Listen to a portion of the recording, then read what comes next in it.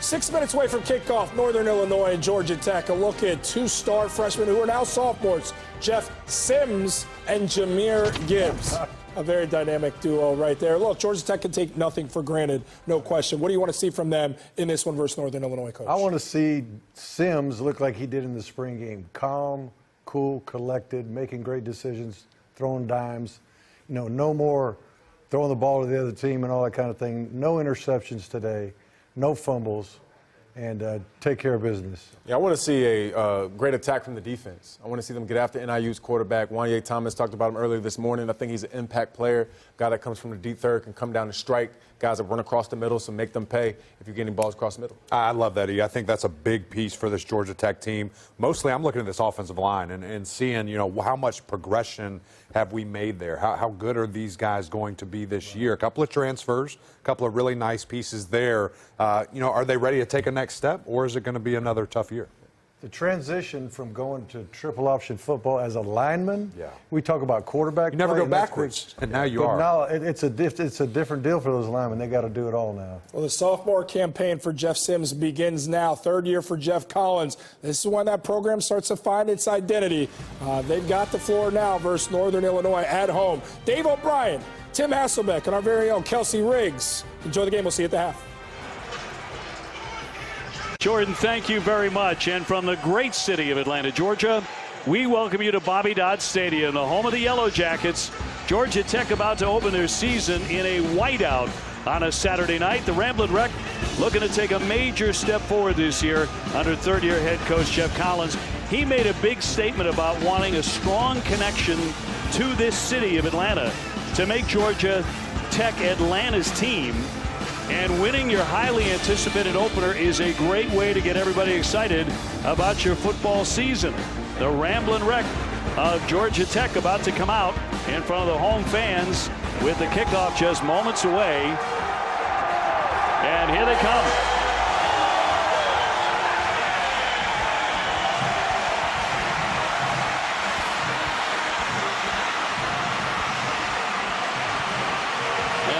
Absolutely beautiful night here in Atlanta. The Yellow Jackets are on the gridiron. The kickoff coming up in just a moment right here on the ACC Network.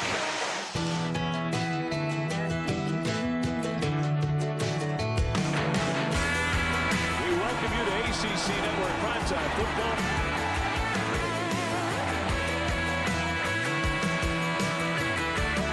Great color, passion, and pageantry.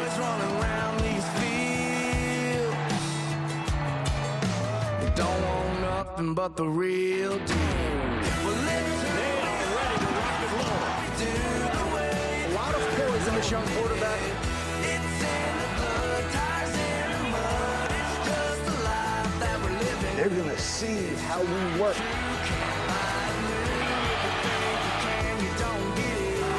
We could be in store for some fireworks.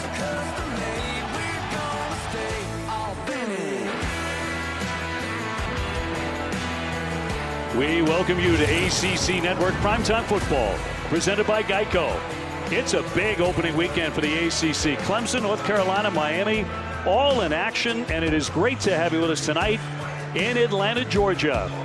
Hi, everybody. I'm Dave O'Brien alongside my partner, Tim Hasselbeck, former great quarterback at Boston College, and also Kelsey Riggs will be joining us from the sideline in just a couple of moments. And, Tim, it's a big night for Georgia Tech. They're at home. They're expecting a good crowd. They have the whiteout going. It's center stage for them, and they have a lot to prove. They do have a lot to prove, and Jeff Collins, in year 3 as a head coach, feels like there's been a talent turnover on his roster.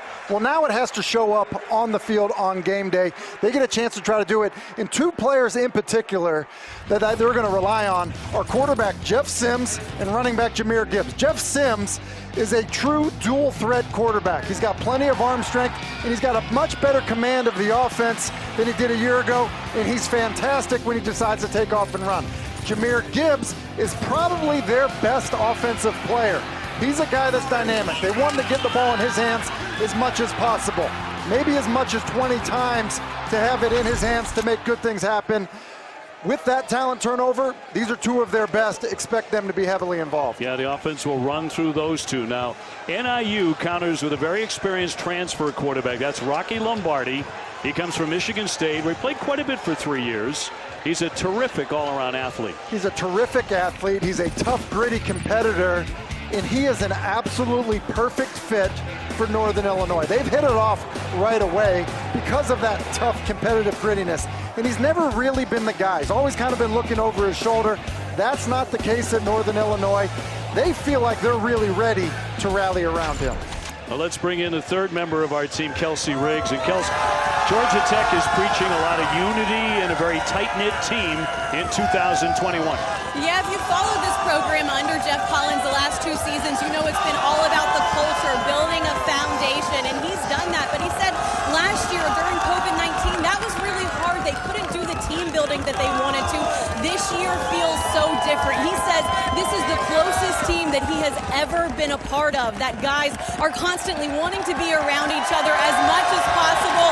And you can tell it's paying off here with the culture and the fans, too, behind me. They're excited for this whiteout.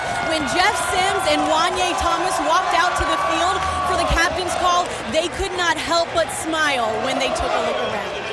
You know, Atlanta feels like the center of the college football universe, not for the first time, but today Alabama and Miami fans were swarming around this city for that 3:30 clash. That was over at Mercedes-Benz Stadium. Ole Miss and Louisville will play in Atlanta on Monday. Well, Georgia Tech won the toss. They defer, so Northern Illinois will have the football to get this game underway. Great to have you with us tonight in downtown Atlanta. Georgia Tech to kick off 3-7 a season ago, trying to make that giant leap forward to be really, really competitive. And this will start at the 25-yard line for the Huskies. And Rocky Lombardi, now flat out one of the great names in college football. It is a fantastic name, and I think he's a good football player. I mentioned in the open, he really was never the guy at Michigan State. I think, kind of always looking over his shoulder. And Thomas Hammock has loved having him as a part of his program already, and it really does seem like the players have responded to him. I'm excited to see him play in this new offense. So Rocky, the transfer, he's also one of the captains. They've talked about how fiery he gets, how emotional he gets. They're trying to tamper that down just a little bit. He's got Harrison Whaley as running back, top returning rusher in the backfield, and he'll take the first carry off to the right side. They string him out. He didn't get much there. Pickup of 1. Jordan Dominic, who led the team in sacks last year, with the first tackle here tonight.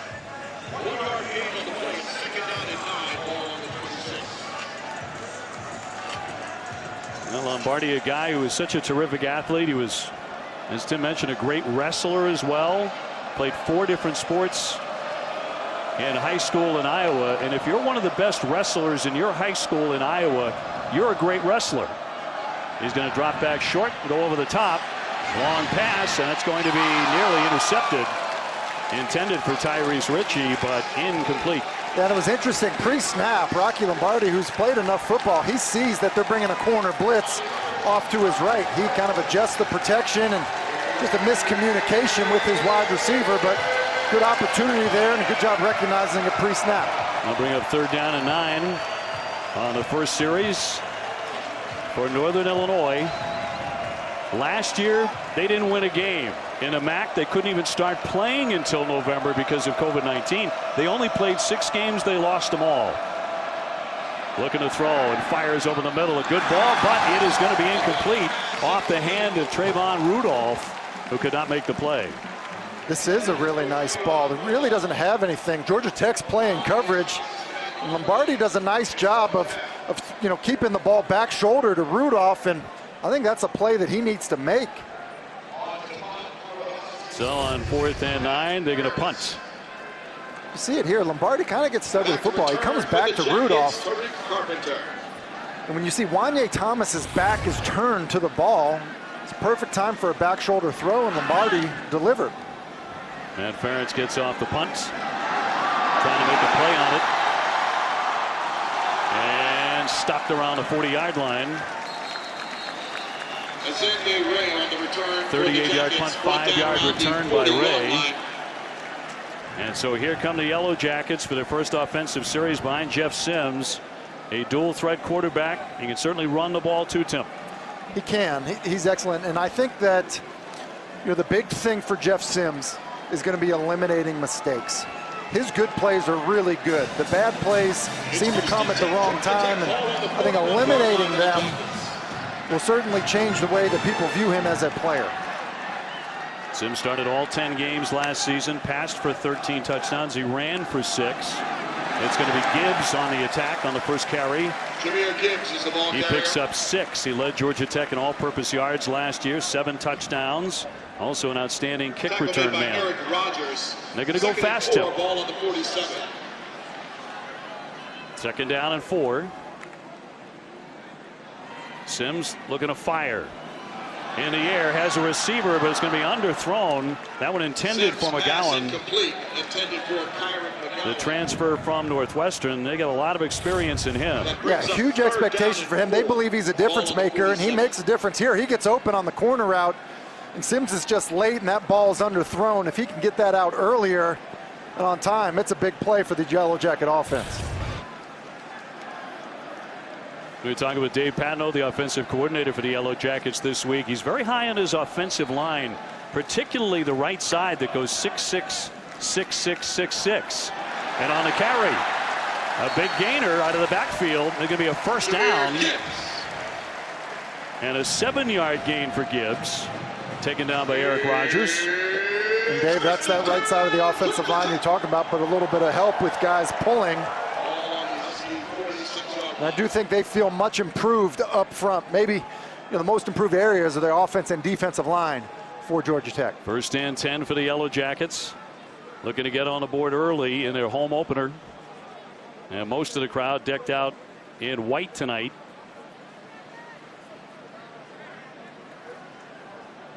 And Sims takes the snap.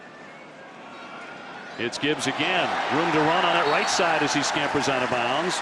He'll pick up 8 more yards. And you can see Gibbs' speed. It's kind of an outside zone type run, and you got to be careful as a linebacker trying to undercut that, because he'll break your angle. Sims on second and short.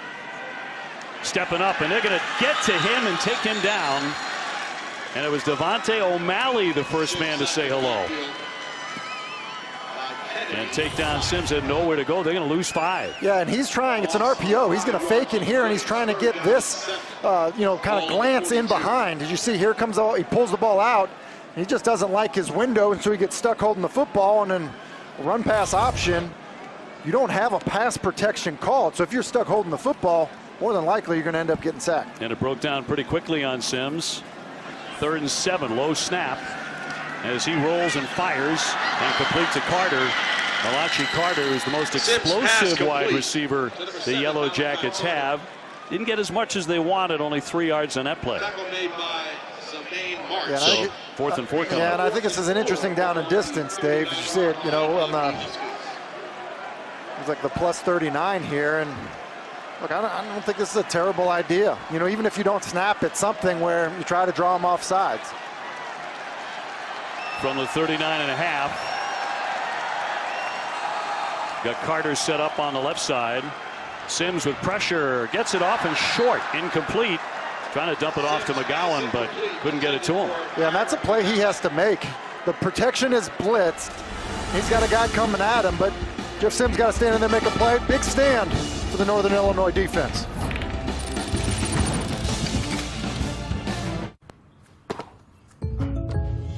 Did you hear that? The State Farm thing. Da-da-da-da-da. I think we're in a commercial.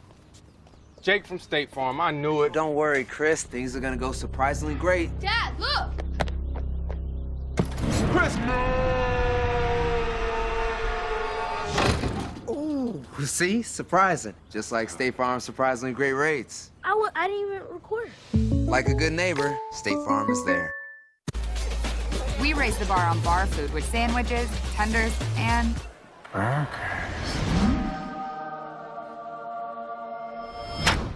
there's more where this came from. To the greatest of all times. A big bow box says a lot about a person. Like they have a mighty hunger, a powerful thirst, and take tailgating very seriously. Game day and beyond, grab a football-ready big bow box. Smile Direct Club. These are Smile Direct Club aligners. They're laser cut for comfort to gently straighten teeth under a doctor's direction. They can turn a smile like this into a smile like this in as little as 4 to 6 months for less than $3 a day. So choose comfortable, choose fast, choose affordable, choose Smile. Get started for free at SmileDirectClub.com. From the time he was 5, Ryan Newman believed 2 things. He could drive and he could win.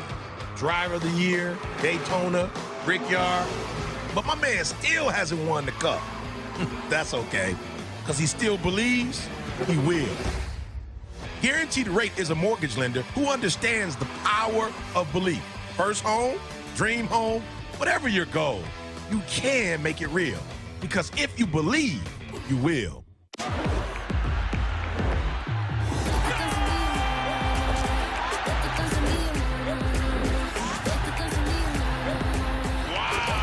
Watch every La Liga game on ESPN Plus and upgrade to the Disney Bundle for even more. The Yellow Jackets, a 7-play drive, no points. That's a big stop. And Thomas Hammock said, we will try to handle the environment early. It's going to be loud. The fans are back. The energy will be there. If we can handle the first quarter, I think our level of physicality will surprise people.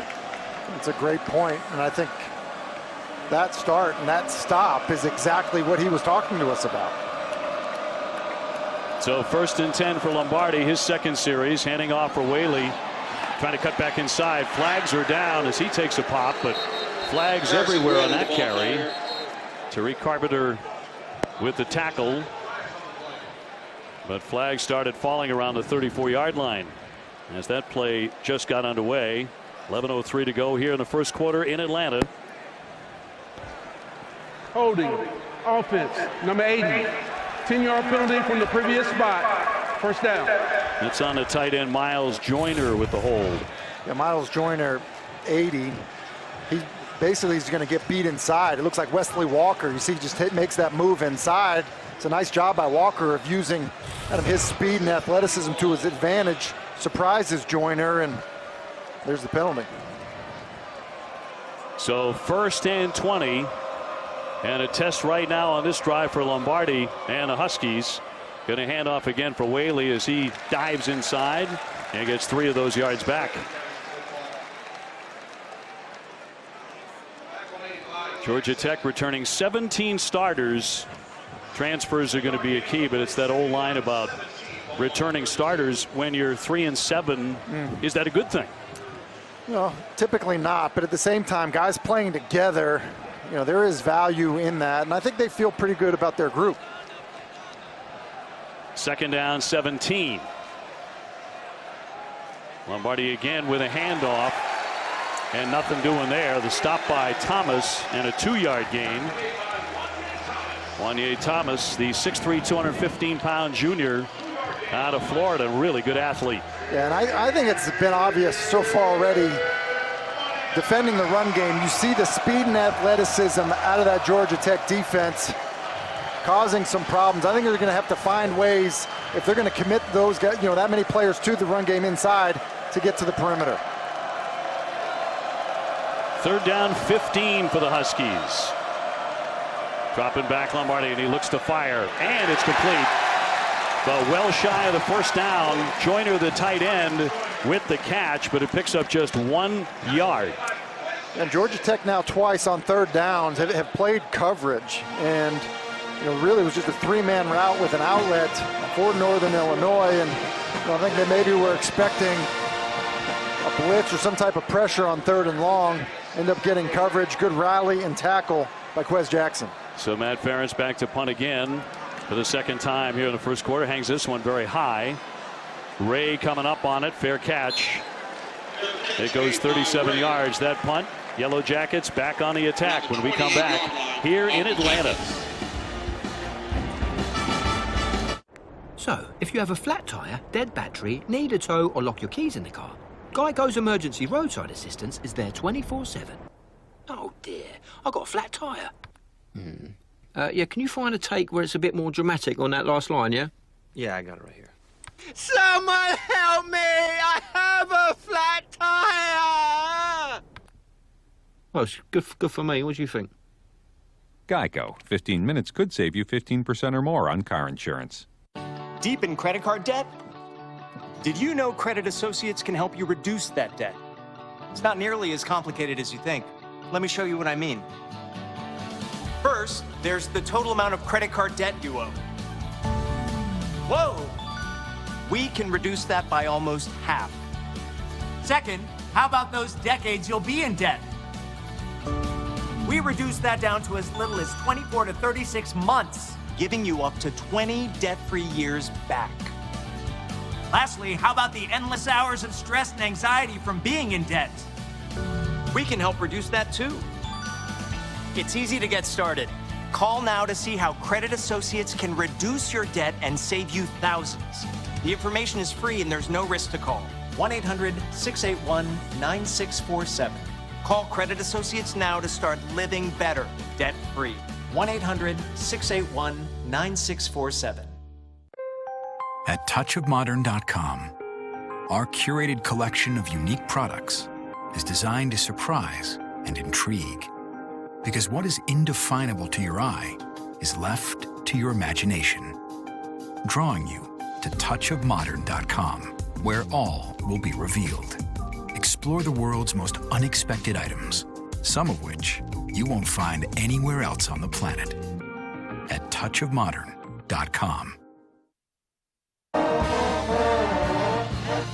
ACC Network College Football Primetime is presented by Geico.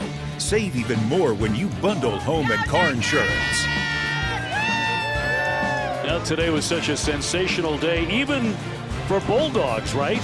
Well, Georgia and Clemson underway right now in a big game involving the #1 team in the ACC, of course, but just a gorgeous night. That game is up in Charlotte. From their own 28, it'll be Jeff Sims at Georgia Tech to begin this drive. First down and 10 for the Yellow Jackets. Here on opening night, and Sims will step up and run it, but they find him quickly and pile on. Stopped initially by the defensive end Ray Thomas, losing 1 yard on the carry. Yeah, and what's weird is it almost looked like a quarterback draw, but when you look at the offensive line, they're pass protecting. There's no lead blocker. It's almost like Sims got fooled on where he wanted to go with the football, and instead of reading it out, decided to take off and run. Early on, the focus has been on Jahmyr Gibbs. Quarterback's going to keep it. And racing to the near side before he is shoved out. A first-down gain here for the Georgia Tech Yellow Jackets, shoved out by Lafayette, but he picked up 15 yards. Yeah, and it's just a read. He reads the backside end, decides to keep the football. And this is what makes Jeff Sims really, really dangerous. And I think this is the thing that is going to give the most trouble to Northern Illinois defensively. A lot of young players on that side of the ball, you know, chasing these good, talented backs for Georgia Tech. And then here comes the quarterback out the back. Yeah, he ran for 64 yards in a big win against FSU. That pass is going to be complete on the near side to Sanders. 5-yard gain. You break down Sims' wins and losses last year, and you know, look at the rushing at the very bottom there. But in the 3 wins, played very well. In 7 losses, he didn't play very well. I did, and that's the key, is when he decides to take off and run. Sometimes they're design runs like we just saw, but sometimes it's when he takes off and run because he doesn't like what he sees as a passer. Gibbs got through 1 tackler, and then it took 3 men to take him down. That's a hard-fought 4 yards. Ray Thomas with the tackle. Tackle made by Michael Kennedy. We were talking with Jeff Collins this week, and you know, he's taken his lumps the first 2 years in Atlanta. He said he spent that developing a winning, tight-knit culture. He believes that has become a reality with this group. It's Gibbs again, getting away from 1 man down the sideline, and he stepped out of bounds. But he picks up another first down. That's a gain of 16. And you can see why they think Gibbs is their best player. Look at him in the open field. That is just really, really good on a short yardage run to be, you know, thinking you're about to pound it up in there, and then to have that move to get to outside. Play action and a running back in this instance is going to be McGowan, one of the wide receivers involved in the play, and picks up 2 yards for the Yellow Jackets, but so far an impressive drive starting at their own 28. That's a pretty good tackle by Lance DeVoe there. It looked like there was about to be something pretty big for McGowan. So 2nd down and 8. He'll roll again and fire. Oh, he had a couple of open receivers. He didn't hit anybody. Gibbs, the intended receiver there, but he had men to throw to. And it just looked like there was so much confusion. Basically, they're running the tight end down the seam, and then you see Gibbs. He's running here. It's almost like Gibbs doesn't know which shoulder to look over. Like he was going to look over his left shoulder, and then he turned back to look over his right shoulder, but the ball was already gone. Almost seemed like there was a little bit of confusion on Gibbs's part about where the ball was coming from. They had hoped to get rid of that. That was a bit of a pattern a season ago. Gibbs right behind his blocker and got pushed back, trying to get to the 25-yard line, but denied a 5-yard pickup for the Yellow Jackets. Now Georgia Tech with a running back room with a lot of depth with Gibbs and Mason, Griffin and Smith. It would seem to be the focus of their offense and what they do particularly well. Yeah, I agree. They can roll them in, and they have different style of backs. Obviously, Gibbs is kind of an all-purpose guy, and Jordan Mason has got a ton of power. Jamius Griffin, another guy with a lot of power. Brent Simaglia on for a 43-yard attempt in the air on the way, and that one is no good. He pushed it. And so the Yellow Jackets come up short on this drive with 5:38 to go in the quarter.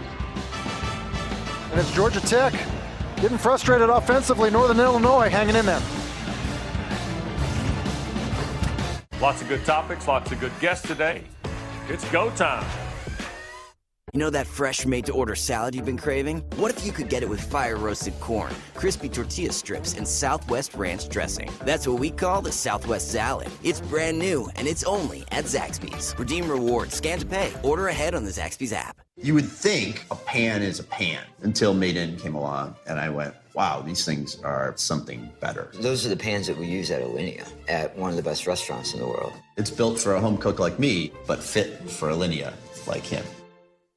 Look closely. This $50 Buffalo gold piece was the purest gold coin ever struck using .9999. That's 4 nines, pure 24-karat gold. The U.S. government had to stop production because of a shortage of specially made gold blanks. It's no wonder the price of that edition has gone through the roof. Now you can reserve your own copy clad in 14 milligrams of 24-karat gold. The final issue price was to be set at $50 per proof. But now this private non-monetary 24-karat gold-clad masterpiece can be yours for only $9.95. With gold up over 300% since 2005, price can only be guaranteed for 7 days. Each new 2021 $50 Gold Buffalo Tribute proof is clad in 14 milligrams of 24-karat gold, is proof struck, and utilizes the famous Buffalo nickel design. Strict limit of 5 proofs per caller. You must hurry. Call now. To order, call 1-800-422-8031. Call now.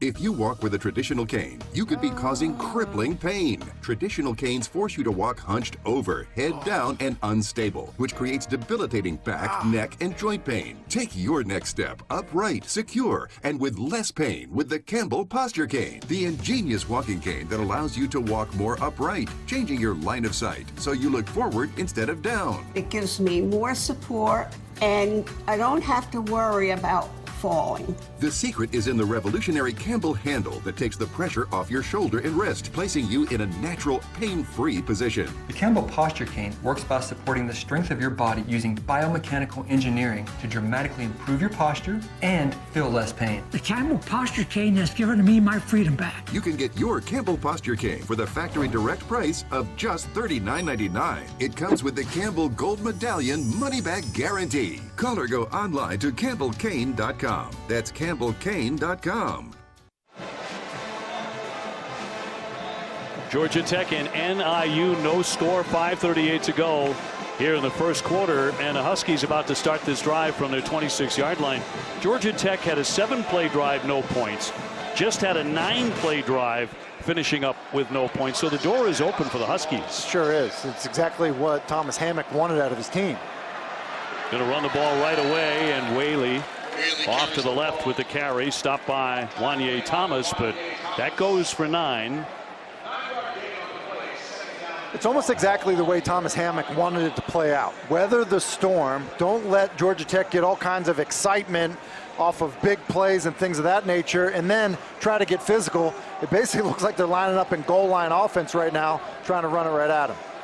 Well, the Huskies have a quarterback who has lined up in big-time situations before in Lombardi. He is back to hand off, and it's Whaley's been a workhorse early on, and he will pick up the first down. We talked about what a fine athlete he was in high school in Iowa. Played 4 sports. He wrestled, played football, baseball, track and field.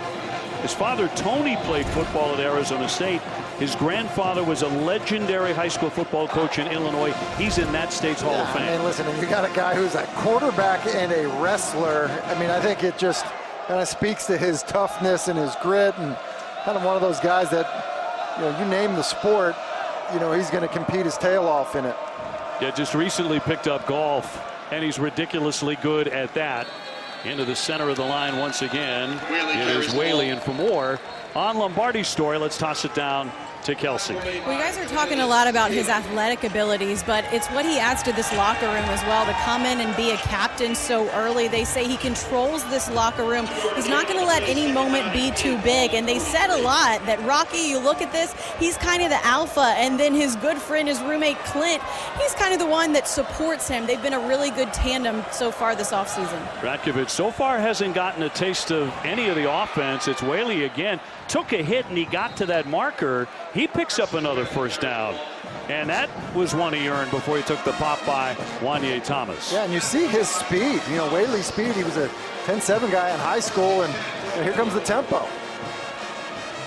Whaley again trying to pick his way, trying to get to the 45-yard line. Stopped by Tariq Carpenter. He picks up 2 more. Yeah, this is exactly what Thomas Hammock was talking about. Defense gets a stop, 2 drives in a row, and now all of a sudden they come out and they decide, we're just going to hammer the football at you. We're going to be physical. They felt like they've had, a physical training camp, and really that's playing to their strength. Did you see Thomas Hammock, a former running back? That's really what he wants to do. Have his offensive line fly off the ball and move people. So 2nd down and 8. Huskies moving the football for the first time here in the first quarter.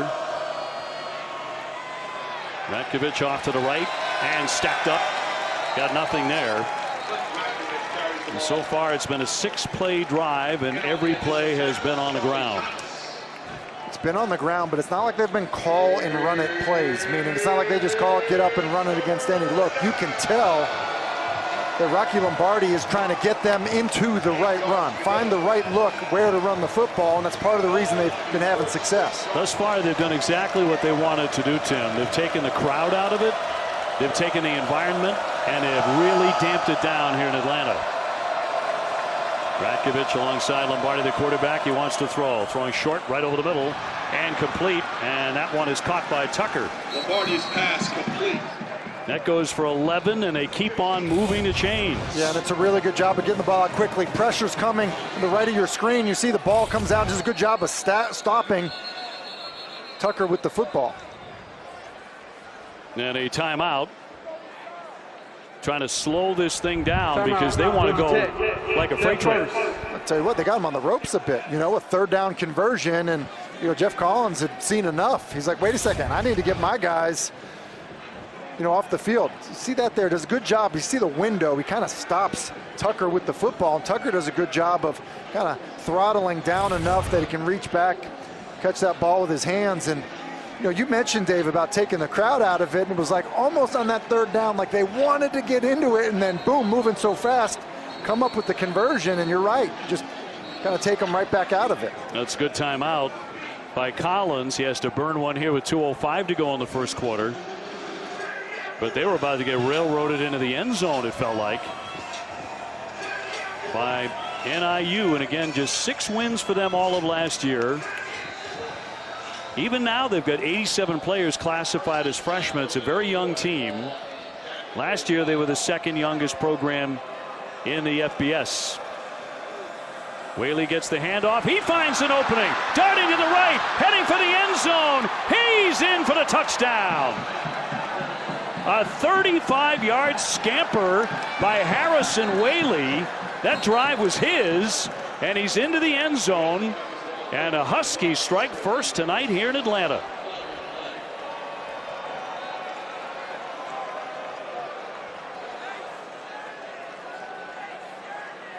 Now the officials getting together down near the goal line.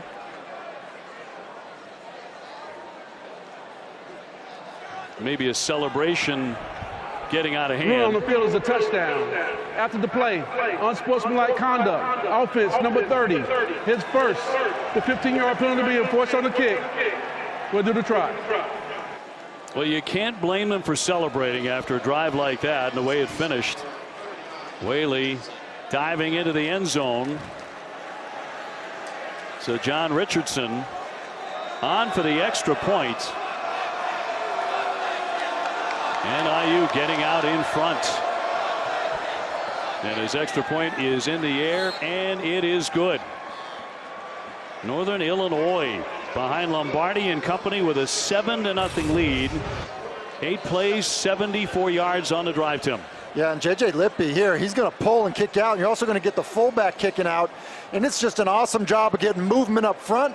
Hat on a hat block, and basically Whaley just able to use his speed at that point. We mentioned it earlier, and Wanye Thomas not able to get there in time. That was really well blocked. And if you saw how it happened, they come out of the timeout. Northern Illinois is huddled up. The offensive line sprint to the line of scrimmage, and then they snap the ball quickly. It was almost as if they were able to catch them off guard. Whaley throwing the ball into the stands. That was the celebration. So they'll add 15 yards on the kick. Hey, they were 0-6 last year, Dave. They're winning right now. You're darn right. Sometimes it's hard to keep that excitement down. Could not agree more. Let's get out of Kelsey. Yeah, I'm actually over on the sidelines when this happened, and it just erupted. They still honestly haven't calmed down yet. You hear some of the guys walking around yelling, Hotlanta. They're pretty excited to be here and be the first team on the board. And then you had Rocky, who went up to every one of his offensive linemen, told them, great job, we got to keep it up. This team pretty excited about the way things have started, you guys. Whaley, 69 yards, 9 carries, and a touchdown. So he was the star of that drive. And a big start here for NIU. This is Gibbs inside his 20-yard line and tripped up, didn't quite get to the 40. So now the pressure falls to Jeff Sims, and I would say immediate pressure to answer. Yeah, immediate pressure to answer because he's gotten off to a slow start. I mean, had McGowan open on a corner, he underthrows him, gets a 4th down play where he's got a chance to make a play to McGowan again, and then he has Gibbs running free who may score, and he misses that one. So you got 3 missed throws that could be really big plays for the Georgia Tech offense in the first quarter alone.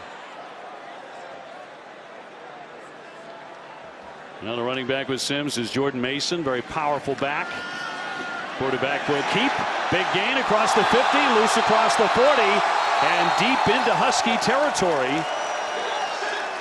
And Sims very dangerous with the legs, 28 yards with that pickup. Yeah, people call it quarterback bash, quarterback power. Basically, fake to the running back. You got linemen pulling through there. And again, this is where I believe he is most comfortable. Back to throw, going deep, headed to the end zone, and overthrown, intended for Nate McCollum, but he had him open. He's got him wide open. And look, it's hard as a quarterback. He just had a big run. You're tired, you're breathing heavily. But McCollum, does such a good job. Lafayette's nowhere near him. You need to give your player a chance to get his hands on the football and make a catch. So thus far he is 2 for 6, 8 yards. Had an open man in the corner of the end zone, could not hit him.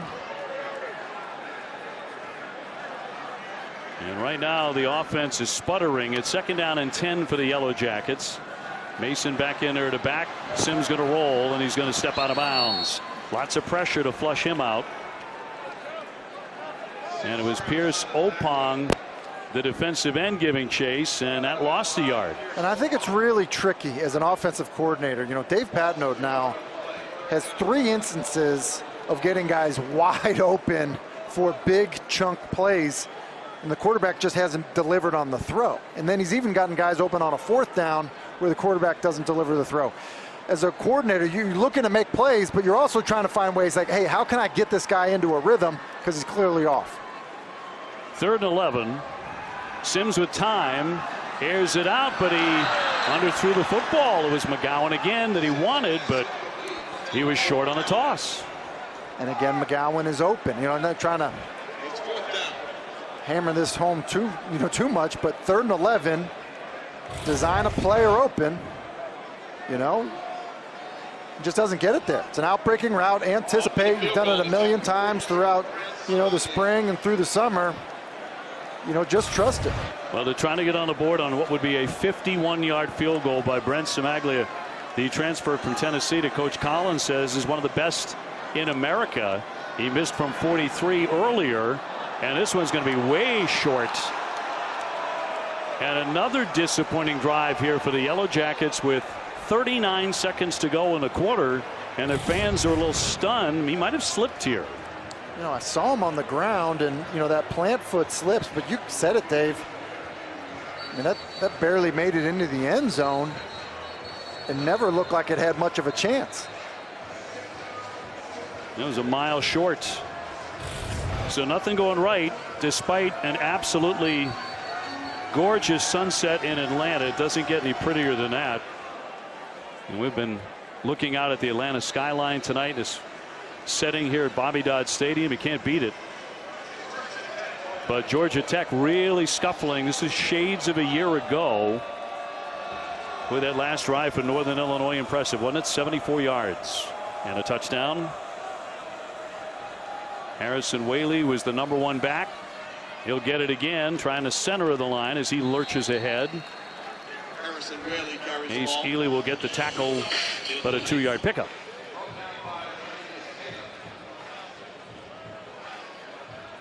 Well, Jeff Collins, head coach at Georgia Tech, his motto this year was "What's important now?" And he says that means play good, clean football. They had 6 to 10 ACC officials at every practice. Georgia Tech was one of the most penalized teams last year in the country. That was a huge emphasis. But right now they're being outplayed by Thomas Hammock's Huskies here in Atlanta tonight. So that's the end of the first quarter. NIU on the road and looking very comfortable here. Bobby Dodd, they've taken a 7-0 lead heading for the second quarter.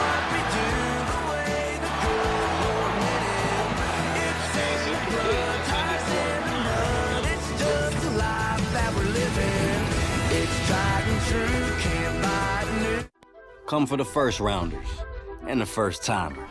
For the prep, for the reps, for the ups, for the downs, for the keys, for the expertise. The road trips and the road blocks. The tailgates and the tunnels.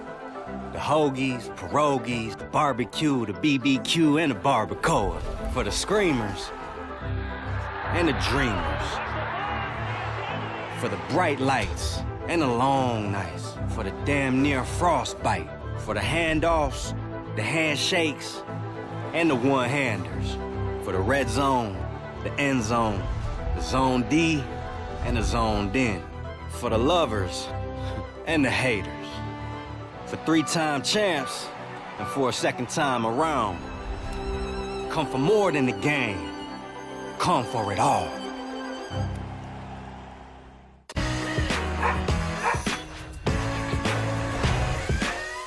Stay tuned to get a free 5-piece utensil set and more from Gotham Steel. Tired of digging through a mess of pots and pans just to find the right one?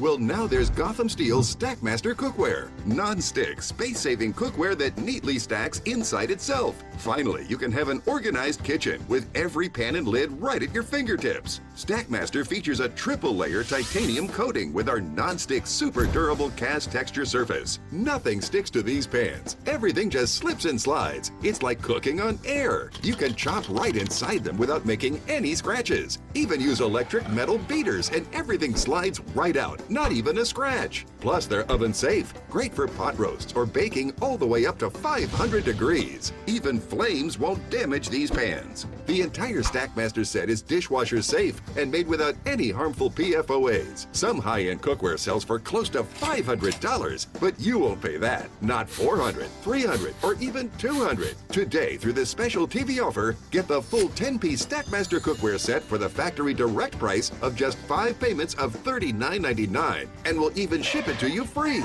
And if you call or click to order today, we're going to drop 1 payment. You'll get it all for just 4 payments of $39.99, and we'll even guarantee it for a full 10 years. Plus, as a free bonus, you'll get our Stackmaster fry basket and stainless steel steamer insert. But there's even more. We'll also send you our 5-piece utensil set. It includes every utensil you'll ever need in the kitchen. Together, these are a $60 value. Yours 100% free.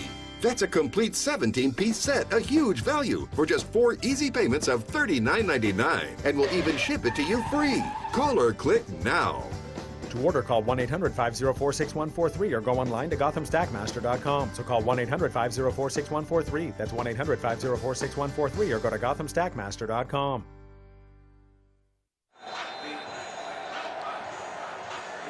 Rocky Lombardi has his team in front on the road, 7-0 at Georgia Tech after the first quarter has come and gone. Tim Hasselbeck and Dave O'Brien, Kelsey Riggs with you. As Harrison Whaley, certainly the star of the first quarter, takes the first run and goes for 3 yards to get the second quarter underway.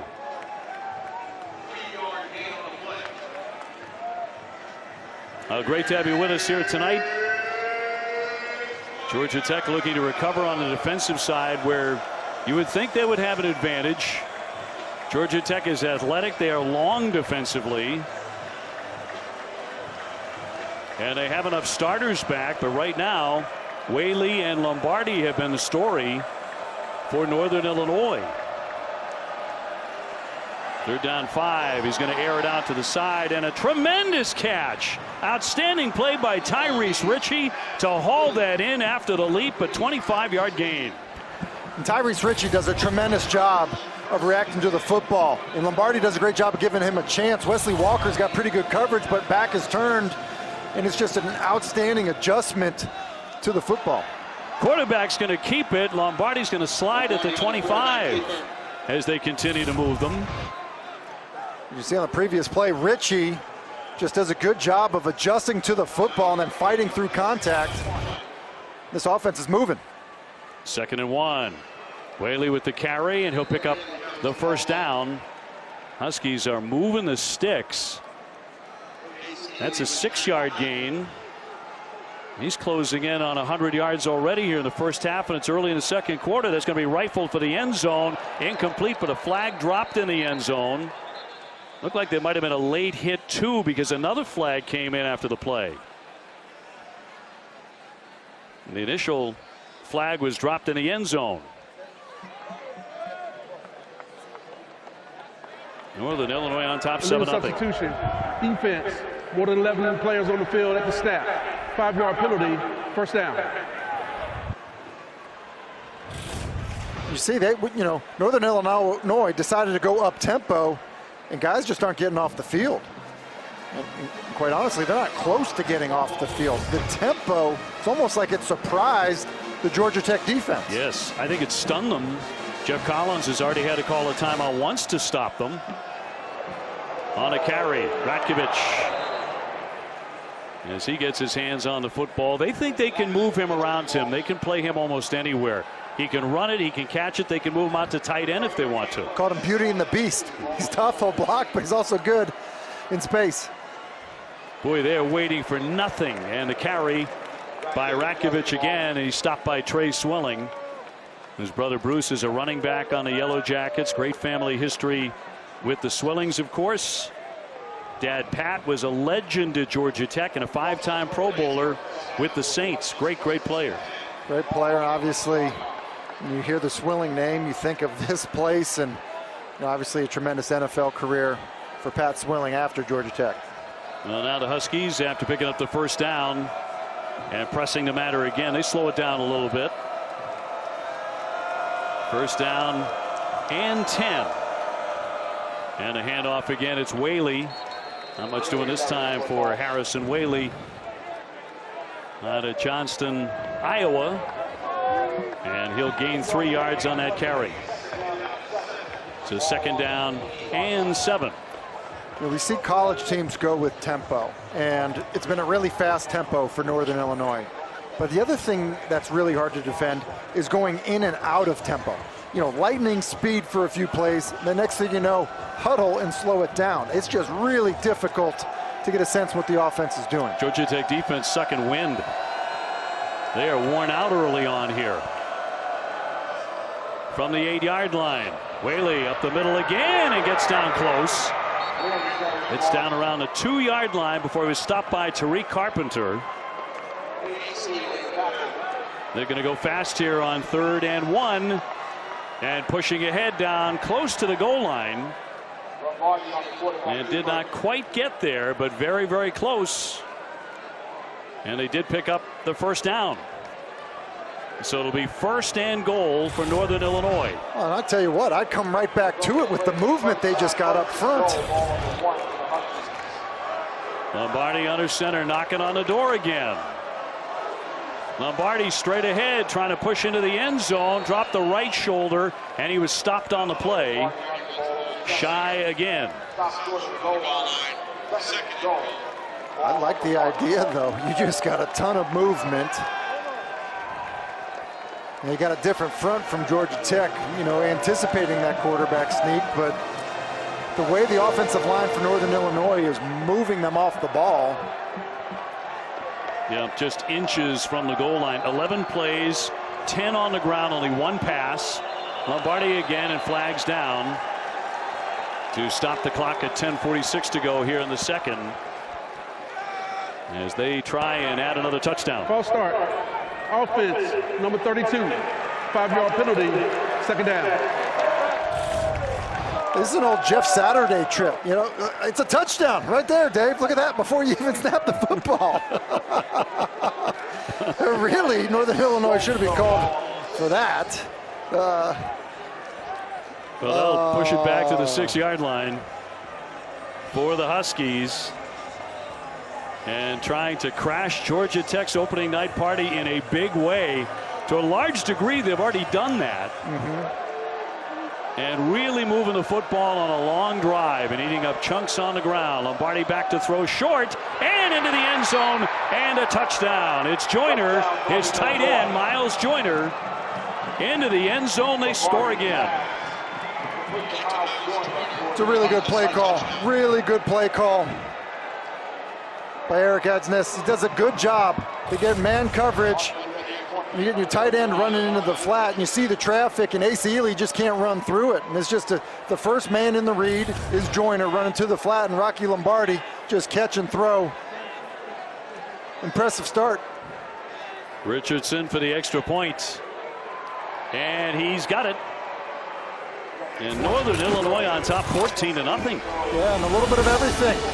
You get a big catch by Ritchie, then you pound the football, and then it's Lombardi to Joyner to finish it off for the score. Got 12 plays, 66 yards and a touchdown. Subway has so much new it didn't fit in their last ad, like the new steak and cheese. They start with new freshly baked artisan Italian bread, and then they pile on new thicker cut tender marinated steak and top it off with melted cheese. Well, guess they need another ad. The Eat Fresh refresh at Subway. There's too much new to fit in one commercial. I'm Bo Bachman of Galpin Motors, telling you Subway has so much new it didn't fit in their last ad. So they bought time and mind to say their new hickory smoked bacon makes an all-American club you won't want to miss. What can I do to put you inside a Subway today? Don't hesitate. Arrange a test bite today. Dustin Poirier wanted a better life, built it. Wanted respect, earned it. Wanted a title, won it. Decided to change the world, doing it. You know how my man keeps accomplishing everything he sets out to do? He believes that he can. Guaranteed Rate is a mortgage lender who understands the power of belief. First home, dream home, whatever your goal, you can make it real. Because if you believe, you will.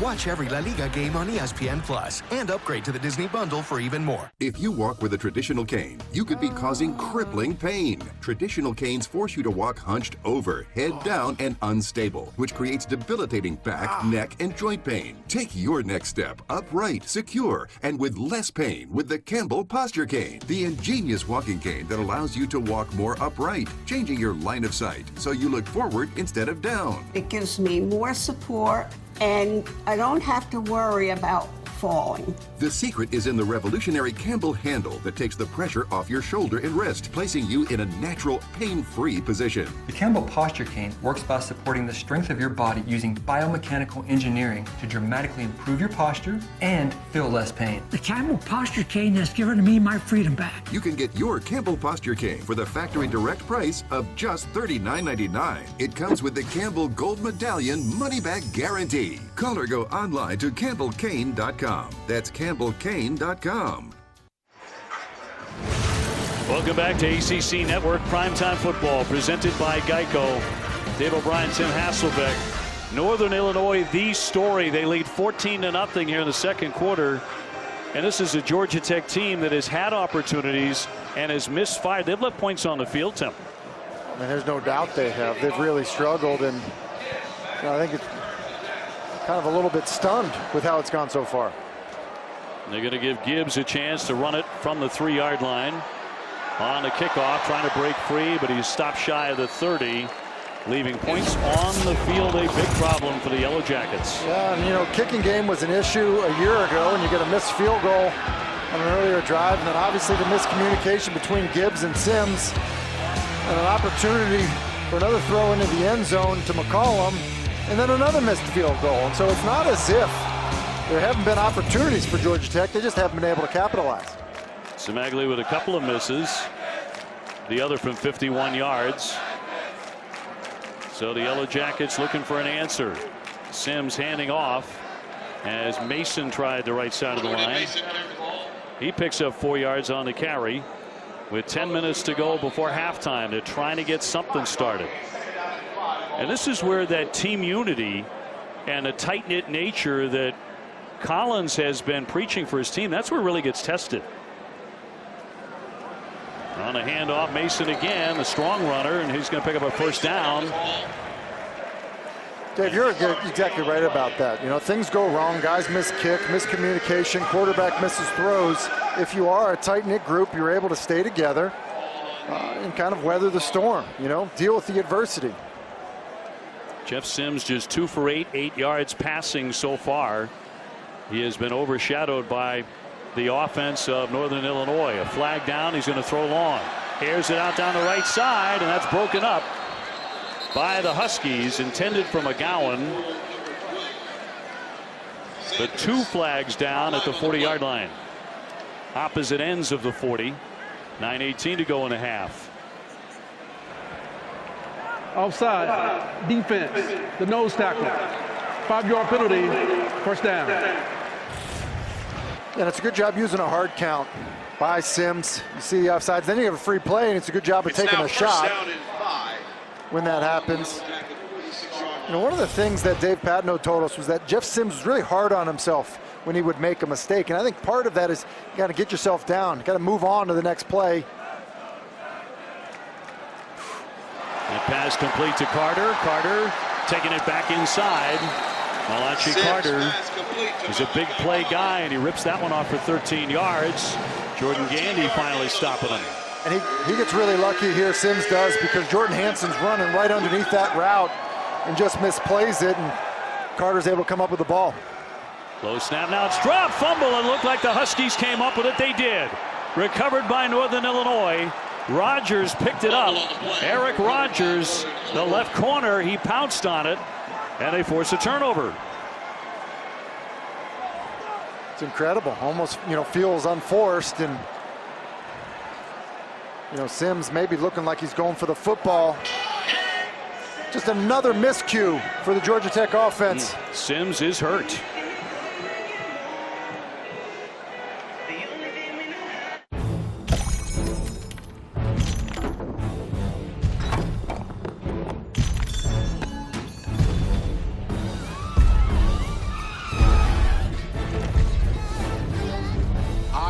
Swift here. When you need maximum coverage and sealing power, take it to the max with Flex Max. Your favorite Flex Seal products are now giant size. Don't worry, guys. Flex Tape Max is the super strong waterproof tape that can instantly stop giant leaks. Wow, looks like you got a lot of work to do. With Flex Seal Liquid Max, you can cover huge areas for a strong waterproof seal. Now that's a lot of coverage. Oh no, that dam's gonna blow. Flex Paste Max is a thick rubberized paste that fills massive cracks and holes. Damn.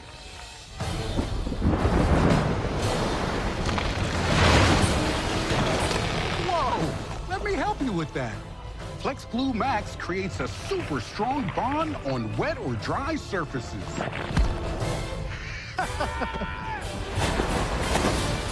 And it even works underwater. Hey, Captain, you guys need Flex Seal in Max to seal up large areas.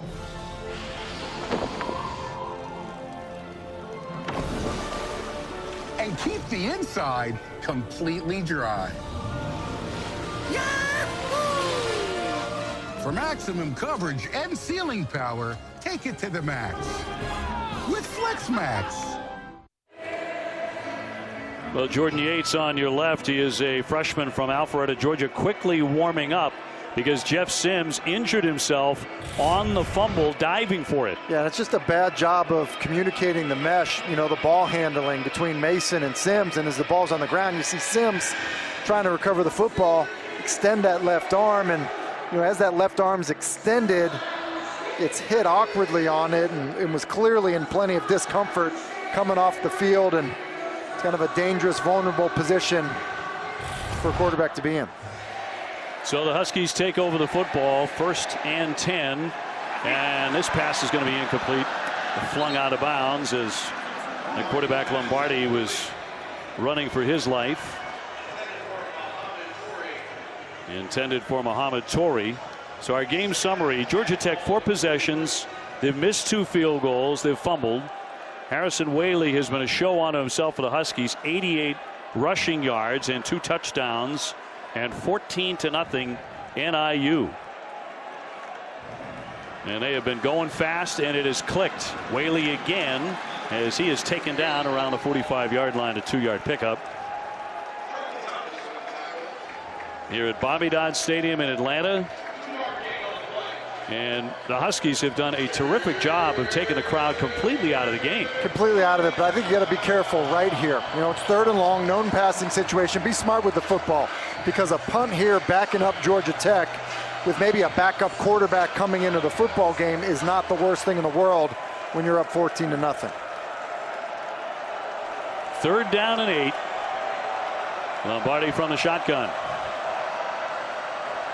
Coming up on 8 minutes to go here in the 2nd quarter. He's going to keep flag down as he races ahead. Pretty good runner and a bruising runner indeed as he is tangled up. Picking up 6. So that'll bring up 4th and 2, but a flag was dropped as that play started to develop.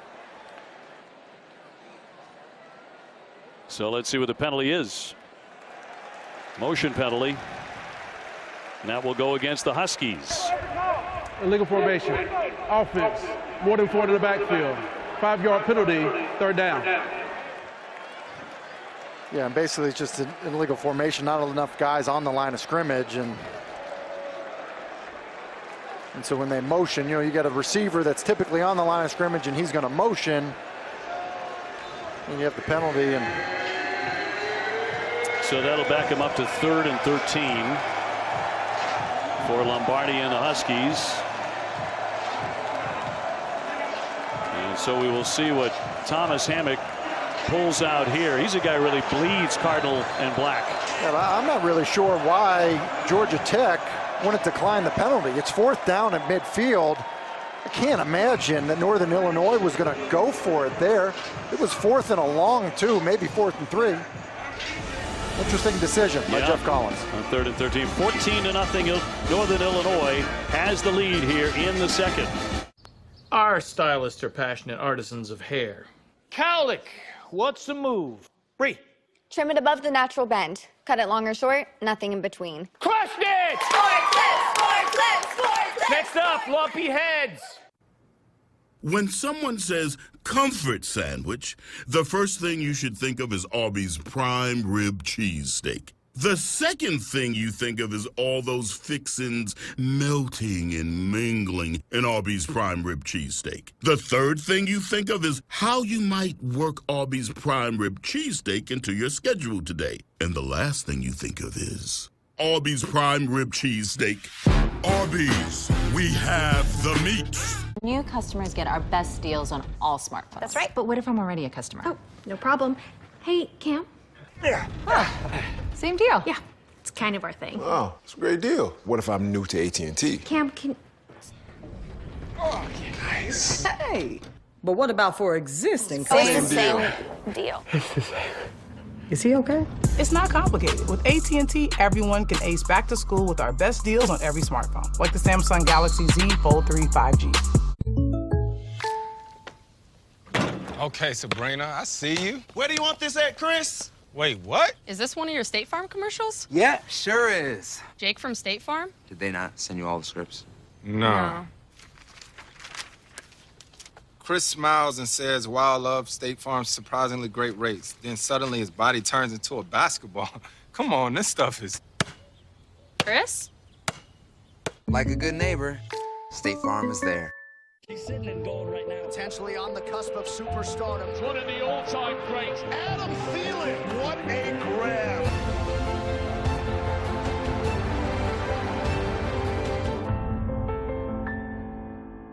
Wound up and ready to go.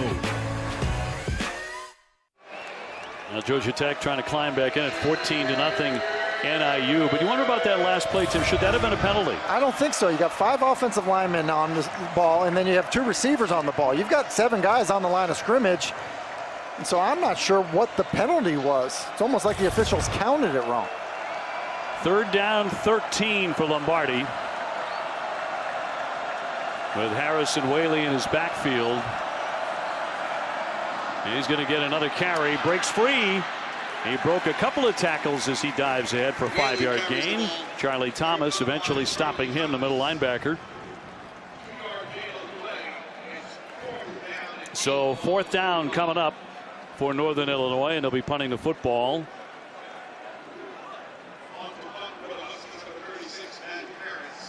And Ray back to receive at about the 17-yard line. And they need something to happen, something exciting to happen for the Ramblin' Wreck of Georgia Tech. The high deep punt is going to let that one sail. And they're going to get this one inside the 5-yard line down around the 3. And everything breaking right for the Huskies. That's a 52-yard punt. So how about last night in Blacksburg? What a crowd there. And were they ever ready to get back in their seats? That was incredible. Virginia Tech won the ball game. Well, Bama just rolling today against Miami 44-13. And Georgia and Clemson, 2 top 5 opponents. They're scoreless in the first quarter tonight. It was great to see that crowd in Blacksburg, Dave, wasn't it? I know on Thursday night we got to be in front of a live crowd, and it's a lot of fun to see that, and that's not fun to see, and that's Jeff Sims walking off. So Yates is the quarterback. He's the backup, rolling out of the end zone and flinging this football. And it's going to be an incomplete pass out of bounds. Let's get down to Kelsey Riggs. Yeah, I'm just watching Jeff Sims walk into the locker room. They took some ice into the tent with him earlier, and everybody, as they were coming out, were motioning to the left arm, left elbow area. The trainers were going back and forth, kind of re-looking at the play on the monitor, and then as you see, he just headed into the locker room, head down, looking pretty dejected right now. And he had a very rough first half even before the injury. Yates coming on now, the freshman, and trying to make a difference And nothing really going right now. The carry by Mason. Ball's on the deck. They're going to run it in, and it's a touchdown. The Huskies score again as they pick up the loose ball and get in for 6 more on a scoop and score. And Lance DeVoe, the man to scoop it up and get into the end zone. And that'll make it 20-0 Northern Illinois. See there, Mason's just kind of fighting through contact, and let's see. Looks like that left knee maybe was down before the ball comes out. He's spinning. Take a look at that left knee there. Yeah, was that knee down before he lost the football? I think that left knee is down before that football is out. This play is under review, obviously. Not by much. But as he's spinning, that left knee kind of hits down. In this angle, we may get a chance to see it because the left knee is going to go down first. And when we see that left knee down there, that ball has not been punched out yet, I don't believe. Now, it's close, and so it's got to be enough.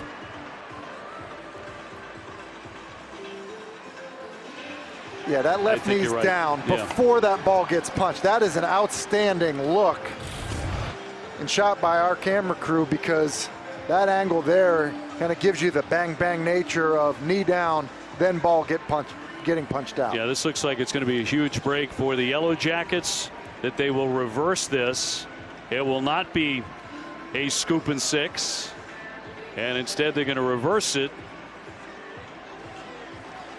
Yeah, which is the right call. And I will tell you this, it doesn't exactly make you feel that much better if you're Jordan Yates. You know, first down, you're kind of running for your life in the end zone, in your own end zone.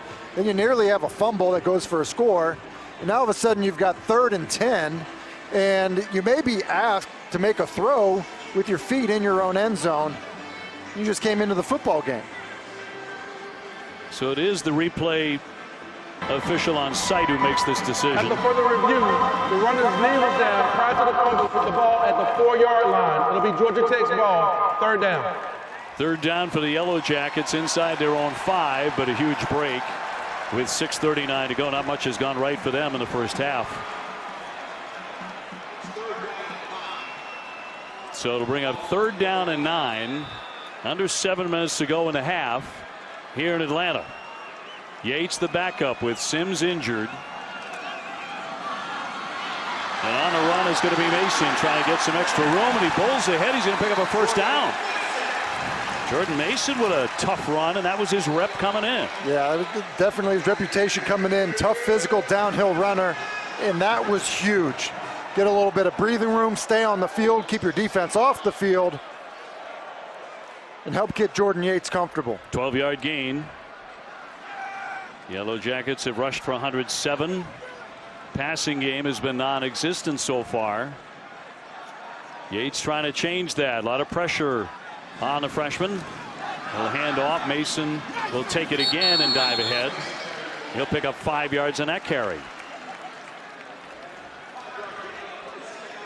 You know, it almost looks like with Mason in the backfield, a little bit of taste of what Northern Illinois wants to do, which is kind of pound it right at you. And you know, when you have a 220-pound back, you can do that.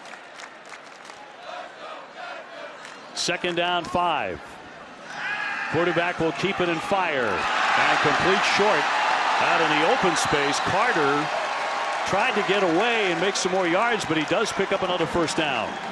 Yeah, that's a pretty smooth and good-looking throw. Carter doesn't get much separation, just running a little stop route. But look, when he turns around, that ball is right to the 7 on his jersey. It's an outstanding throw by Jordan Yates with great timing and anticipation. Best pass that they have completed tonight went for 12. 1st down and 10 for the Yellow Jackets. Now they can breathe a little bit. They were backed all the way down inside their 5. Yates will keep. Trying to move to the right side for a 3-yard gain.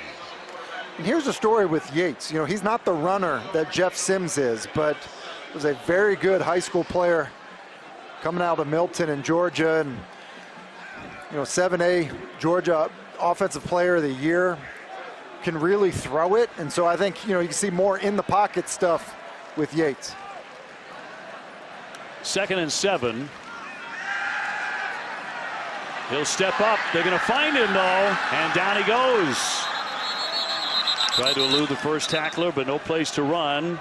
That loses 3 yards. And we're talking with Dave Patino, the Georgia Tech offensive coordinator, this week. Helmet comes off, and so you're going to need another quarterback. So Yates has to come off for a play. Yeah, and it should be Trad Beatty, the transfer from Temple. It is. He's in the game at quarterback, and yeah, at least for now. And the coaches were really raving about his leadership skills. But this has run written all over it, and I think that's why you call a timeout. So a timeout with 3:59 to go in the first half. Northern Illinois with a 14-0 advantage on the road. Yeah, I mean, the thing is, people like Geico because it's just easy. Bundling, for example. You've got car insurance here and home insurance here. Why not? Zoop, put them together. Save even more. Some things are better together, aren't they? Like tea and crumpets.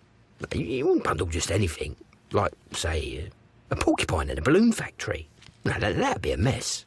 I mean, for starters, porcupines are famously no good in a team setting. Geico. Save even more when you bundle home and car insurance. You have a crock on your counter stuffed with utensils, many of which you don't even use? Hi, I'm Lucinda Scala Quinn, chef, author, and TV host. And with over 10 years as the executive food director for Martha Stewart, I've tried every kitchen product you could dream of. But nothing beats my Spurtles. They'll be the hardest working tools in your kitchen. It's a simple idea designed in the 16th century in Scotland for stirring oatmeal, and it makes so much sense. Think of the Spurtle as 10 tools in one. Unlike wooden spoons that are rounded at the end, the Spurtle gets in where the side of the pan meets the bottom and leaves no food behind. Here's canned tuna, and I've chopped some veggies that I'm going to scrape directly into the bowl. Scoop out the mayo in one fell swoop, and with all that surface area, you can smash it together. Stir and serve. And I promise you, you won't find a better tool for spreading. How many peanut butter sandwiches have you made in your lifetime? Use the Spurtle to whisk your eggs, pour them into a hot pan, and stir as you cook. Plus, the Spurtle makes a great egg separator. Think of how many times you're asked to sift dry ingredients. With the Spurtle, you can sift and stir. Strain out liquid, just this easy. Also, it's the best tool for folding. Like when you're trying to make that perfect chocolate mousse. You can get your complete Spurtle set today for only $19.99. And if you order now, I'll include my skinny Spurtle free. It's perfect for getting in those narrow jars. But that's not all. Order right now and I'll double the offer. Just pay a separate fee. I promise you, my Spurtles will be the hardest working tools in your kitchen. But just remember, it's a Spurtle, Myrtle. To get your Spurtles, call 1-800-246-3181. That's 1-800-246-3181 or go to buyspurtle.com. That's buyspurtle.com. Order now.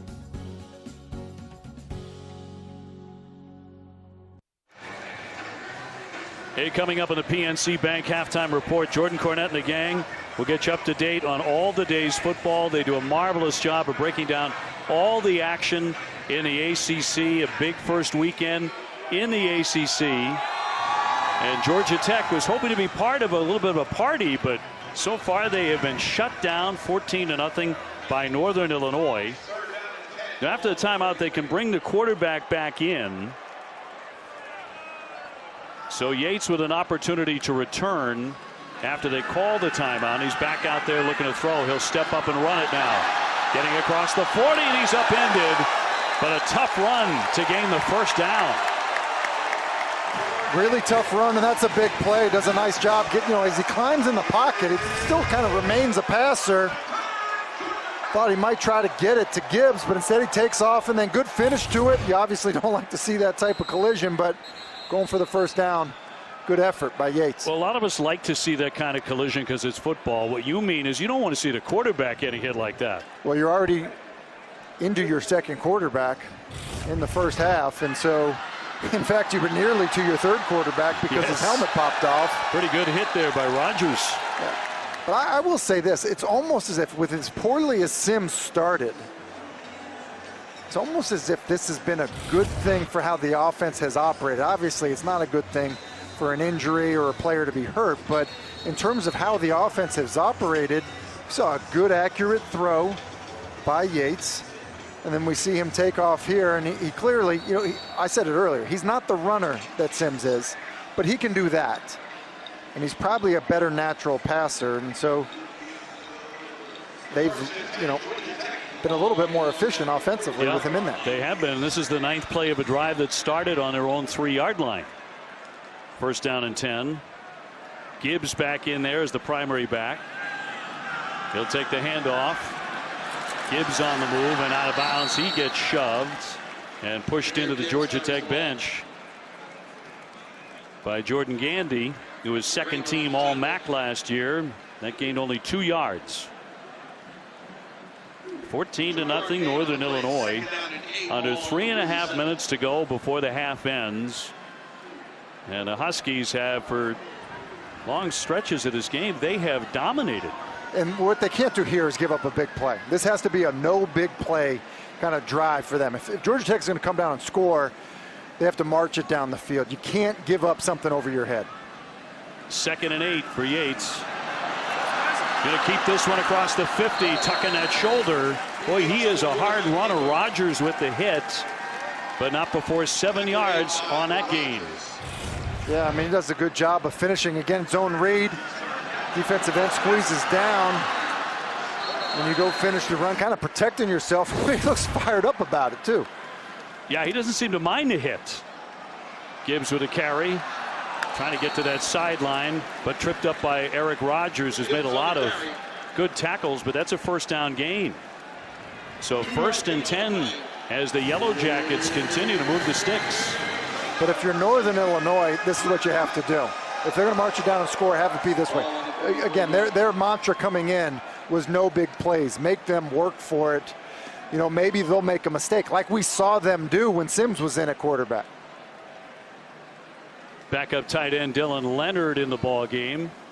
Devaney unable to play tonight as the lead tight end for the Yellow Jackets. Here's the short toss and complete to Gibbs. Gibbs, they got him by the leg and drag him down. And another guy has made some tough yards. That picks up 7. Lance DeVoe with the tackle. This was really good by Yates there. He's trying to get the inside fade to his left. Look at his eyes. And just as he's ready to throw it, he doesn't like it. Quick, find the check down, give him an accurate ball, positive play, stay on schedule. That's a good job. Clock running under 2 minutes before the break. Yates firing to his right. And a completed pass to Sanders. Sanders didn't get much after the catch, but will pick up a first down.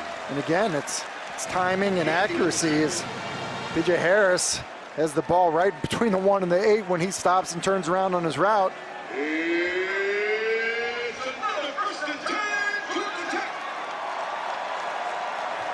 First down and 10. He wants to throw it again. Yates on the move.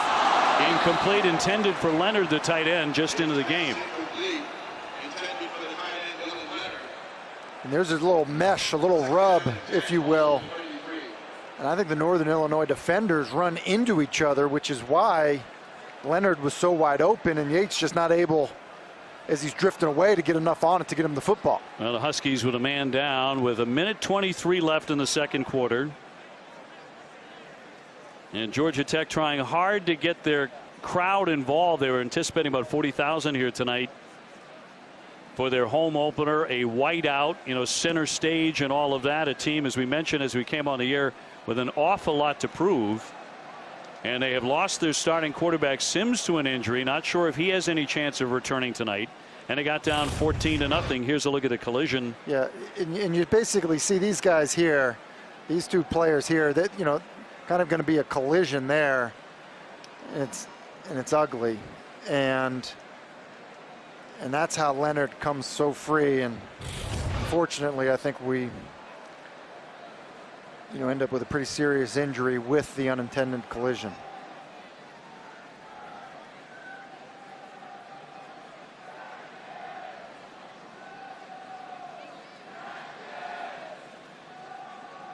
So NIU in command of the game, but a player down right now. We'll find out how serious that is. 14-0 Huskies here in Atlanta. Well, I'm the spontaneous one. He's the planner. I go to Food Line every Wednesday for the hot sales. Hey there, Mr. Johnson. Hey, how you doing? I shop when inspiration hits. Ooh, chicken pasta. She loves the way I pick the freshest produce. I love that I can order fresh produce from right here. However you Food Lion, we make sure you get the same fresh food I should know how to pick them. at the same affordable prices. I pick those. Because this is our home, and that's our Food Lion. When Subway opened, they changed the fast food game. But sometimes you gotta refresh to be fresh. Welcome to the Eat Fresh Refresh, where there's so much new, some say it can't fit in one ad. I say, we're talking a new All-American Club, deli-style oven-roasted turkey, and... Oh, that's a new steak and cheese. Oh, yeah, I knew that. That's the one with the new seasoning. And that was the new MVP Parmesan vinaigrette. Right, which makes the next level foot. Hold up, the Subway logo? Wait, I'm out of time. At PNC Bank, we believe in the power of the watch out. The make way coming through. Great. The storm alert. Dad. And the subtle but effective ding. That's why we created Low Cash Mode, the financial watch out that gives you the options and time needed to help you avoid overdraft fees. It's one way we're making a difference. Because we believe how you handle overdraft should be in your control, not just your bank's. Low Cash Mode on Virtual Wallet from PNC Bank. Quickly taking a pause from the game as we hope the best there for Devin Lafayette on the ground with injury. Hope it's minor. Monitoring the situation, obviously. We'll get you back to the game when the time calls for it. Jordan Cornette, Eric McLean, E.J. Manuel, Coach Mark Richt. Let's focus on what we've seen so far in this first half. And Georgia Tech really struggling, it seems like, early to find a rhythm, E.J. Yeah, it's just really confusing to me why they're dealing. It's so hard for them to get something going offensively. I mean, this is a Northern Illinois team. Didn't do very well last year. Prior's program, I played him in a bowl game a few years back, but I'm just really shocked, to be honest. You know, I think I was expecting more from Georgia Tech offensively. Jeff Sims is obviously out with the injury, so hopefully they can get him back, maybe get him going, but just not seeing enough from Georgia Tech. Well, one of the problems is Jeff just hadn't been hitting his target. He's had some open guys and missed them, and you know, I was bragging about all this great improvement he was going to have, but he's really struggled just hitting his target. And really, again, you look at this offensive line, that's what we thought we were going to see some change and getting a little bit better. These guys are getting bullied around. They're getting pushed backwards. It is still a long road to go in Georgia Tech. And understanding that Coach Collins is in the middle of a true rebuild there. And yes, it is year 3 where you want to start to see the tide turn a little bit. But you're still dealing with some youth there. I mean, Jeff Sims, a young quarterback, injured in this game. So clearly a worst-case scenario where they're scrambling right now with some new personnel. And of course, the unfortunate sequence right now with Devin Lafayette, one of those young men on the team. Well, here's the thing that's bothering me. It looks like the other team's a little more fired up, playing harder, playing faster. Those guys look good in their pads, too, you know. And I hate to think Georgia Tech underestimated somebody, but it looks like it to me on tape right now. Yeah, especially a team, again, like NIU that didn't have any success last year. Right. Or even in the past 2 seasons. So you think about the chip that they have on their shoulder, and like Coach just said, it looks like they want it a little bit more than Georgia Tech does. Yeah, Eric, if you're Coach Collins at the half, when they get there in about a minute, how are you addressing your team? What is the message you're trying to convey so they go out there and show a little bit better effort or production, if you will? In the second exactly what these guys just said. Like, hey, this is not supposed to be the case. You know, we should be dominating this game. We were expected to dominate this game, and that is just not happening right now. I'm getting those guys fired up. I'm challenging them as men and saying, hey, let's go out there and let's play some football. That's a nice version. I'd be blistering their ass right now. That's right. It's about all the choice language you can use here on the set that we can get away with. We're going to take a quick break here. When we return, we'll update you on Clemson, Georgia. This one's scoreless so far in Charlotte. It's been an absolute rock fight so far.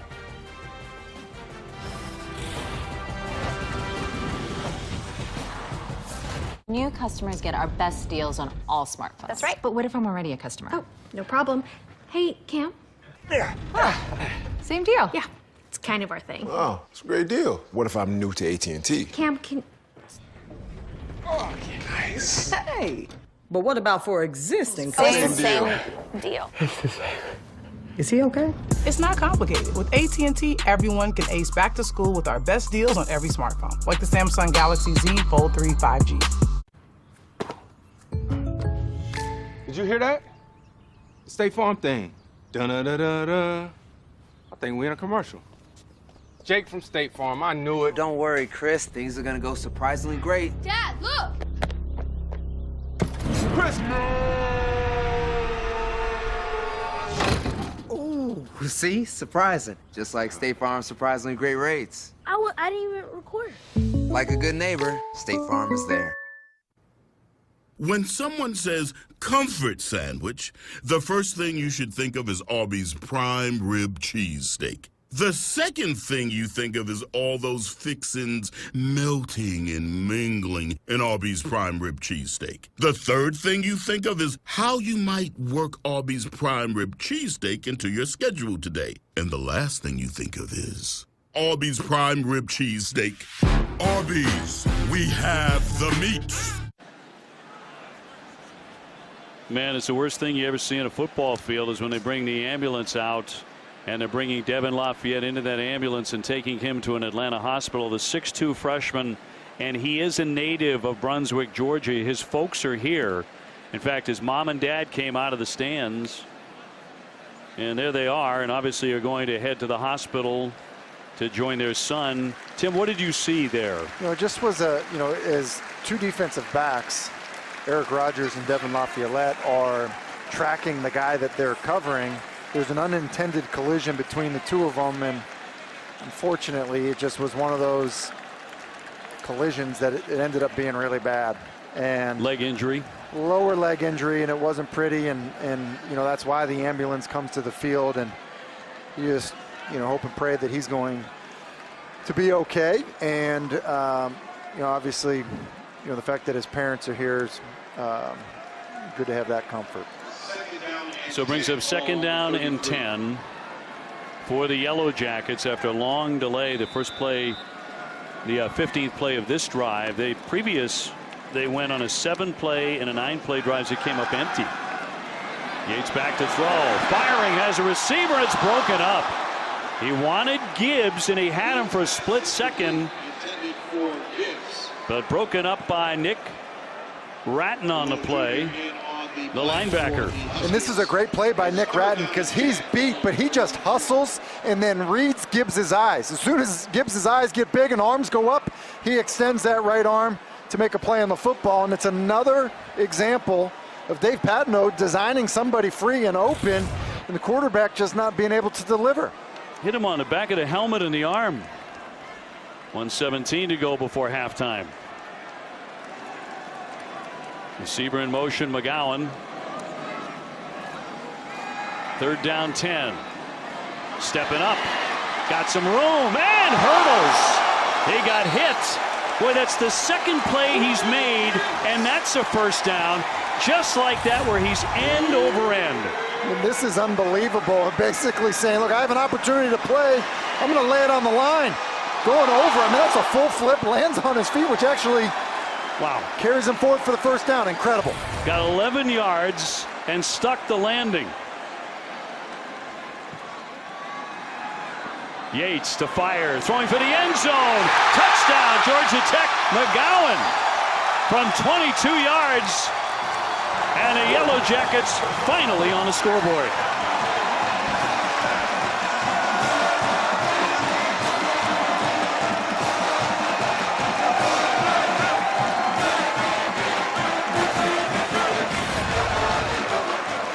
McGowan working in the slot, just is able to get across the defender's face, and then that ball is perfectly thrown right to the chin of McGowan. And are you kidding me, Jordan Yates? That run and then that throw. Simaglia for the point after with 47 seconds left in the half, and he sticks it.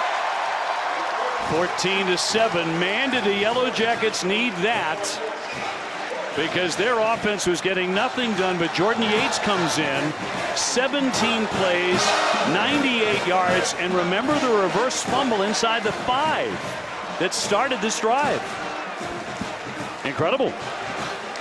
And Dave, now the environment in this stadium has a little bit of life to it, and it's the spark of Jordan Yates. That's a great point by you. That was a scoop and score. That was a bang-bang play. That was nearly a touchdown for Northern Illinois. And it was a few scrambles of Jordan Yates basically laying it on the line, just being a tough competitor. Diving for a first down, putting the shoulder down, going over a defender, and then a strike for a score. There's so much could have gone wrong there. The touchdown was reversed. So no fumble, and there was such a long delay because of the injury, but it didn't stall the drive.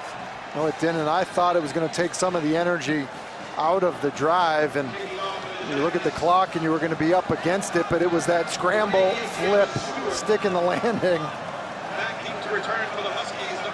So life for the Yellow Jackets that they desperately needed in their home stadium here in Atlanta. And Stewart with a kick. And they'll bring it out to the 25-yard line. We look back at that drive and how it started.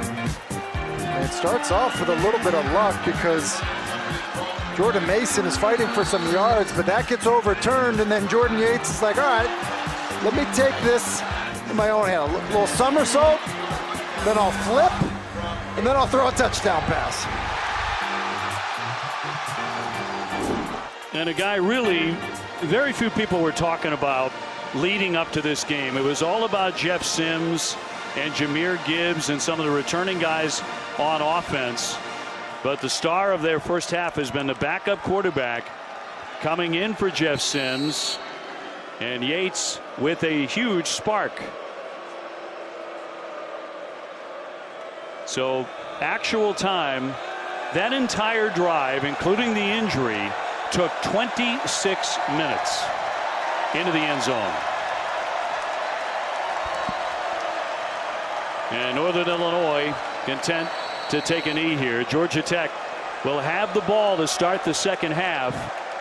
And because of Yates and some big plays, they carry a lot of momentum suddenly into the locker room. Well, and it's the energy. And now the players are asking the crowd to get into it. And there's some life in this stadium when prior to that score and prior to Yates making that play, it felt like Georgia Tech was close to, essentially being in a situation where it didn't feel like a home field advantage at all. Northern Illinois still with the lead 14-7. Let's go down to Kelsey with Coach Hammock. Coach, you told us the first 18 minutes of this game were going to be the most important. You were able to do everything you wanted to. How do you match that in the second half when they have some momentum? Well, this is the exact game we wanted. We wanted to make it a four-quarter fist fight. We in it. We got to make sure we do some things on defense to change it up. We lost the safety, but I feel good with the game plan, and we'll be excited to come out in the second half. Devin goes down, and it's emotional, and I know you don't have an update on how he is, but what will you say to your team about addressing that emotion? Next man up. We talk about that all the time, having the next man ready to play, and they'll be ready. They'll be fired up, but this is the type of game we wanted, and we'll figure out who's the tougher team. Thanks, Coach. All right, how about that for a statement? We'll find out who's the tougher team as we send things to our halftime crew in just a moment, and a new quarterback and a new star maybe for Georgia Tech. And after the short break, Jordan and the gang will be with you for the PNC Bank halftime report.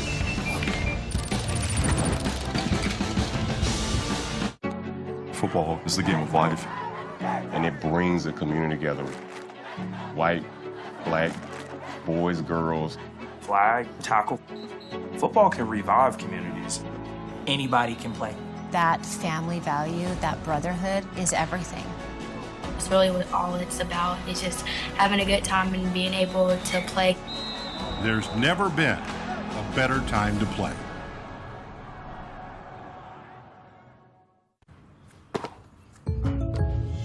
Did you hear that? The State Farm thing. Dun-da-da-da-da. I think we're in a commercial. Jake from State Farm, I knew it. Don't worry, Chris. Things are gonna go surprisingly great. Dad, look!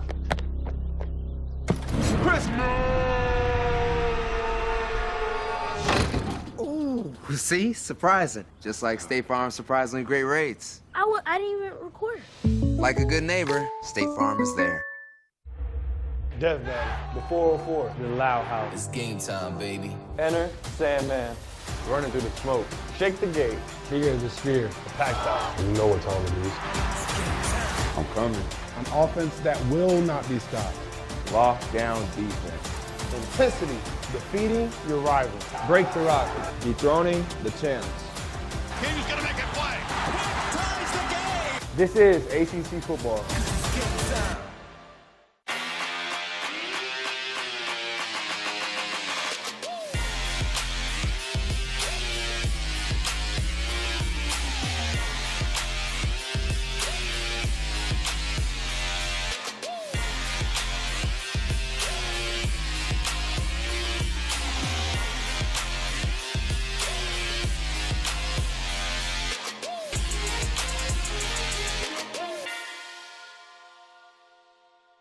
If you walk with a traditional cane, you could be causing crippling pain. Traditional canes force you to walk hunched over, head down, and unstable, which creates debilitating back, neck, and joint pain. Take your next step upright, secure, and with less pain with the Campbell Posture Cane, the ingenious walking cane that allows you to walk more upright, changing your line of sight so you look forward instead of down. It gives me more support, and I don't have to worry about falling. The secret is in the revolutionary Campbell handle that takes the pressure off your shoulder and wrist, placing you in a natural, pain-free position. The Campbell Posture Cane works by supporting the strength of your body using biomechanical engineering to dramatically improve your posture and feel less pain. The Campbell Posture Cane has given me my freedom back. You can get your Campbell Posture Cane for the factory direct price of just $39.99. It comes with the Campbell Gold Medallion money-back guarantee. Call or go online to CampbellCane.com. That's CampbellCane.com. Welcome into the PNC Bank halftime report. Georgia Tech trails Northern Illinois 14-7. I'm your host, Jordan Cornette, Eric McLean, EJ Manuel, Coach Mark Richt. Coming into this one, Georgia Tech, year 3 for Jeff Collins. Right. Heavy favorites in this one. We expected to see them gain a little bit of a rhythm. The first half, up until that touchdown from Jordan Yates hooking up with McGowan, it couldn't have gone worse. And here we sit at 14-7. Your initial thoughts, EJ? My initial thoughts are the head coach for NIU pretty much challenged their toughness. He said, we'll find out who's the tougher team in this second half. He basically said we have the control of the game, so Georgia Tech has to find some type of way to get control and get the reins of this game back in their favor. Your starting quarterback's out. Yates obviously came in, did a great job, leading that drive, got the somersault over there and got the crowd back into it and threw a touchdown, so hopefully they can build off of that. You know, it was interesting. My man Sims, I had such high expectations for how he's going to go, and I know I just mentioned it a minute ago, but had some good pockets, missed open guys. They couldn't get any rhythm on offense, and then, bam, Yates comes in, 98-yard touchdown, like a 17-play drive. Yep. And finish it with a touchdown pass. It's impressive. Definitely a great way to end the half right there. Scoring, getting some points, getting some kind of momentum. I still think going into the half, though, Coach Collins is going to be getting in these guys' grills saying, wake up. It is time to play. Let's go out here and dominate. They talk about their culture all the time. They talk about building a certain mindset. And I saw the other team play harder. I mean, that's maybe my imagination, but they look more fired up, ready to go. They look like they're playing faster, hitting harder, and you can see that's the coach's mentality. Yeah, exactly. They're just like their boss. And if it's a problem, if NIU's coming into your home in Georgia Tech and saying, we're going to see who the tougher team is in the second half, because right now we feel confident we are the tougher team. That is something that absolutely needs to be remedied at halftime. Coach Collins, one of those guys fired up. Clemson and Georgia, the headliner of the evening tilt. DJ Uiagalelei, the era begins replacing Trevor Lawrence, a guy he won against twice in the Southern Cal days, JT Daniels. Trevor Lawrence on hand for this one. Whole lot of juice early. DJ Uiagalelei was feeling the pressure early, Eric. Yeah, really a perfect pocket right there. Nowhere to go, nobody open, and defensive end just gets to him there. You've got to move, not be a statue in the pocket, EJ. Meanwhile, early on, JT Daniels finding one of his favorite targets, Brock Bowers. But here, an opportunity for Georgia to get on the board first. Field goal attempt goes left. It remains scoreless. Here comes some life and an opportunity for Clemson. 3rd and 9. Again, just this offense not being able to get on the same page. A 3-and-out. DJ Uiagalelei clearly showing some frustration. And then here on a punt, an opportunity You assume if it's in a highlight, George is going to take this one the other way, but no, not quite. It goes off a Georgia player. Clemson recovers, and an opportunity here, Coach, an opportunity missed with DJ Uyunglele. Yeah, he just didn't see this guy. The DB Smith triggers on it, takes it to the house, and you know, somebody was going to have to score. It wasn't going to be an offense, so somebody's defense had to score, it looks like today. It's been a field position game all the way, defensive battle, and the defense is winning right now for Georgia. Christopher Smith, 74 yards for the touchdown, and it's Georgia who leads Clemson 7-0. And how about this? Clemson has not been held scoreless in a first half since 2010. 11 years ago, that's what Georgia's got going on here. What has surprised you most in this first half, EJ? I think just the stagnant offense for Clemson right now. They don't look like their old self. Obviously, a new quarterback, new starting running back, a new center, Brock Hurston, you know, trying to get that snap and that cohesiveness with him and the quarterback. But like Emac said, DJ just has to start being fluid. Just start moving around. Maybe take off and get a couple, you know, runs and get five or 6 yards. Maybe get a first down. But if it's not working with your arm, just take off and make plays with your legs. We knew both of these defenses were going to be solid. We knew that it was going to be a bit of a struggle, but it is surprising to look at the passing attack or lack thereof from Clemson and standing in the pocket, building snowballs. I just thought we would see DJ be more active and moving, not just standing there. So maybe a little bit of the lights maybe getting to him in such a big game. I think the game's gone really the way I thought. I thought the team's offensive line who did the best gave them the best chance. Yeah. These quarterbacks can't run. You know, they're not mobile. Yeah. They need protection. They're not getting the protection. The defensive lines are dominating the game, and that's why it's scoreless on offense. Well, you don't become a dynastic program if you don't make adjustments at half. And that's what you expect to happen here, Coach Dabo Swinney and these Clemson Tigers. Whole lot of game left, a second half that'll tell the story and ultimately determine what the season looks like for both of these programs. We take a quick break. Right now, Georgia Tech trailing Northern Illinois 14-7. Rocky Lombardi hooks up with Miles Joyner for 6. We'll be right back with more of the PNC Bank Halftime Report. This halftime report is presented by PNC Bank, changing how you handle overdrafts with low cash mode.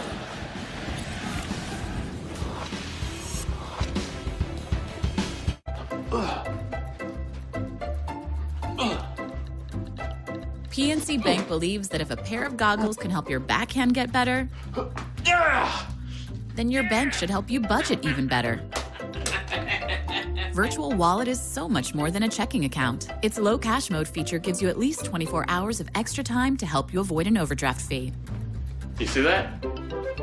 Virtual Wallet with low cash mode from PNC Bank. One way we're making a difference. Subway has so much new it didn't fit in their last ad, like the new steak and cheese. They start with new freshly baked artisan Italian bread, and then they pile on new thicker cut tender marinated steak and top it off with melted cheese. Well, guess they need another ad. The Eat Fresh refresh at Subway. There's too much new to fit in one commercial. I'm Jacob Emrani. Subway has so much new, it didn't fit in their last ad, so they bought time in mind. Their new artisan Italian bread is the best. Just ask my satisfied clients. Jacob got me the footlong I deserve. Call Jacob. Stay tuned to get a free 5-piece utensil set and more from Gotham Steel. Tired of digging through a mess of pots and pans just to find the right one? Well, now there's Gotham Steel's Stackmaster cookware. Non-stick, space-saving cookware that neatly stacks inside itself. Finally, you can have an organized kitchen with every pan and lid right at your fingertips. Stackmaster features a triple-layer titanium coating with our non-stick super durable cast texture surface. Nothing sticks to these pans. Everything just slips and slides. It's like cooking on air. You can chop right inside them without making any scratches. Even use electric metal beaters and everything slides right out. Not even a scratch. Plus, they're oven safe. Great for pot roasts or baking all the way up to 500 degrees. Even flames won't damage these pans. The entire Stackmaster set is dishwasher safe and made without any harmful PFOAs. Some high-end cookware sells for close to $500, but you won't pay that. Not $400, $300, or even $200. Today, through this special TV offer, get the full 10-piece Stackmaster cookware set for the factory direct price of just 5 payments of $39.99, and we'll even ship it to you free.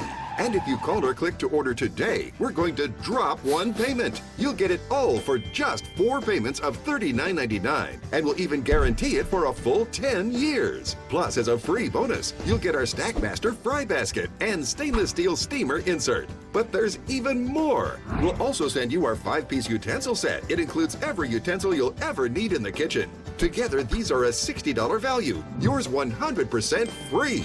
That's a complete 17-piece set, a huge value, for just 4 easy payments of $39.99. And we'll even ship it to you free. Call or click now. To order, call 1-800-504-6143 or go online to GothamStackmaster.com. So call 1-800-504-6143. That's 1-800-504-6143 or go to GothamStackmaster.com. Explore your passions. Turn dreams into realities. Get involved, connected. Bring your ideas, innovations, and artistry to life, where your education is affordable, where you can make a difference, where you are welcomed, inspired, and challenged, where you can be a Husky. It all begins with a visit to NIU. Welcome back to the PNC Bank Halftime Report. The huddle tonight, a reminder at the conclusion of this Northern Illinois-Georgia Tech game, it all happens in the huddle. The Tie's actually going to stay on this year, much to the chagrin of West Durham, and that one happens right around 10:30, but let's be honest, it'll be a little bit later after the conclusion of the Georgia Tech comeback. We shall see. Alabama-Miami. De'Ara King returning on the sidelines, recovered from that ACL, looking to make a statement in week 1 with his Canes. Early on, De'Ara King stopped at the goal line trying to make something happen early on, and that kind of set the tone for what will be a theme in this highlight. Manny Diaz not happy with this one. Stuffed turnover on downs. 3 plays later, and it's Bryce Young. This offense, EJ, explosive for Alabama. Extremely explosive. Great play call by Bill O'Brien right there. Caught him in cover 1. Man-to-man, number 1 just runs pretty much right behind the nickel back for easy touchdown. Great throw by Bryce Young. Young, free safety that was supposed to be playing middle field. He didn't do a very good job either. Yeah, they struggled. Young finished with 4 touchdowns.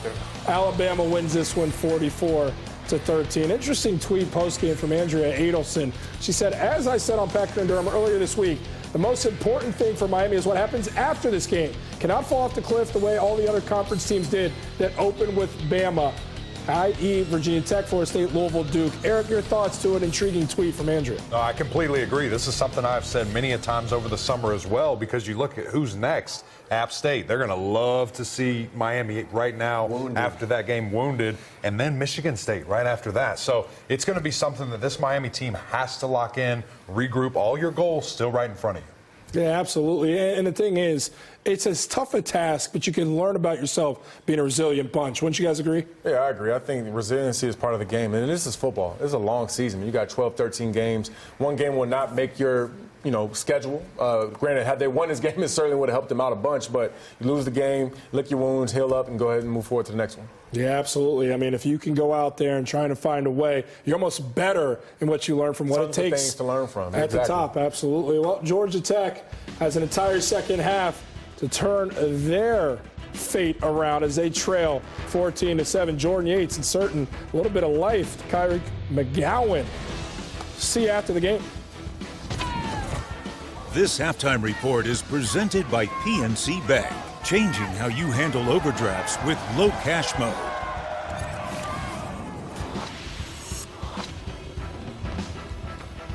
Stay tuned to get 2 rolls of Alien Tape free. You heard that right, free.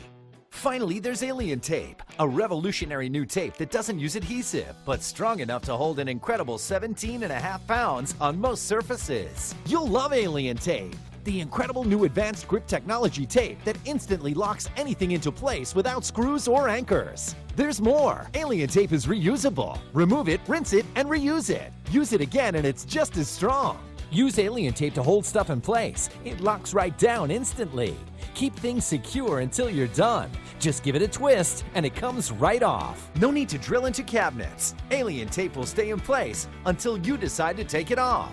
Alien Tape is perfect for glass. Use it for heavy towels, and it stays in place. When you're done, remove it, and there's no residue. Alien Tape defies gravity, even when it's wet. You'll love it.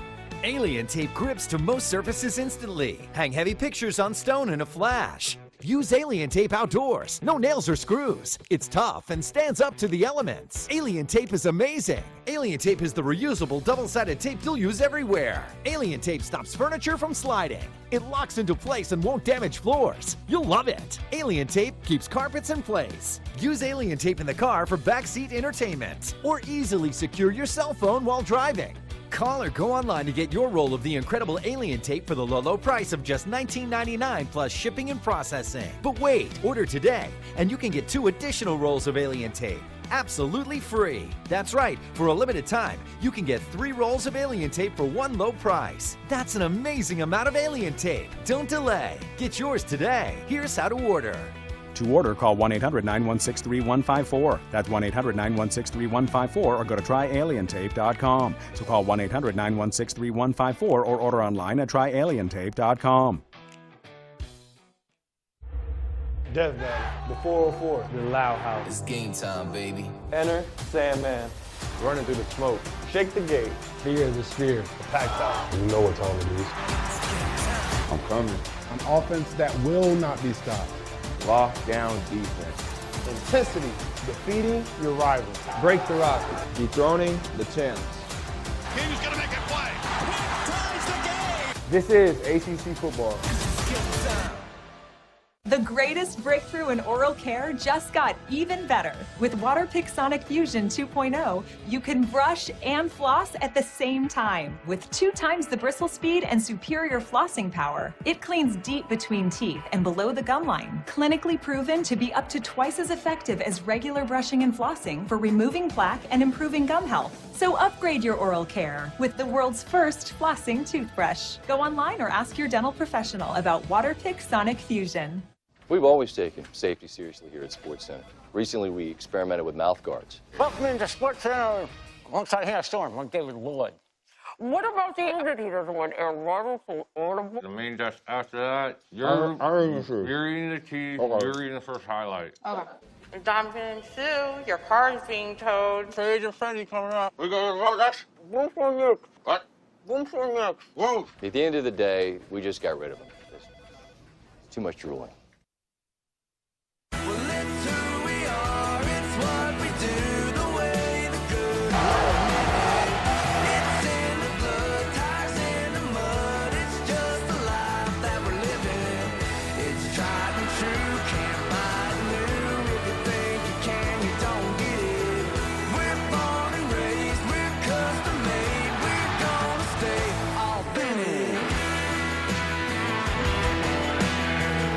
Welcome back to ACC football on the ACC Network. Primetime presented by Geico. Give you a look at our Zaxby's first half stats. And Tim, we've got a dandy going here. And for several moments, they had already put a touchdown up on the scoreboard, which made it 20-0, about to be 21-0 NIU. And what a response by Georgia Tech and their offense behind Jordan Yates, really coming in and giving them a great spark and a ton of energy going into halftime. So Yates will be the quarterback come the second half, which is now underway. Moments ago, Kelsey with Jeff Collins.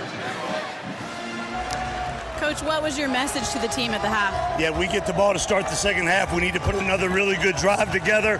Then when defense comes out, we need to get 3 and outs like we did to start the game. They were doing some unique 13 personnel stuff with a lot of shifts, a lot of movements. We got our guys under control. We just got to come out, start fast, and play together. Will we see Jordan Yates or Jeff Sims? You'll see Jordan Yates to begin it. Thanks, Coach. Thank you. To begin it, he said. To begin it. Now that's intriguing.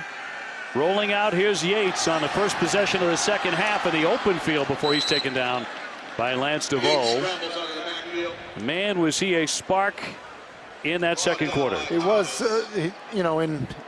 I didn't see Jeff Sims come back out, and I certainly haven't seen him throwing. So he said to begin it, but I think that it was going to be the move to stay with him because I don't see Sims. That being said, if he was available, Dave, I have to tell you, I think I would keep Yates in the game. Sure. Why would you mess with it? On the carry here by Gibbs. And he'll pick up 3 yards, just underway here in the second half.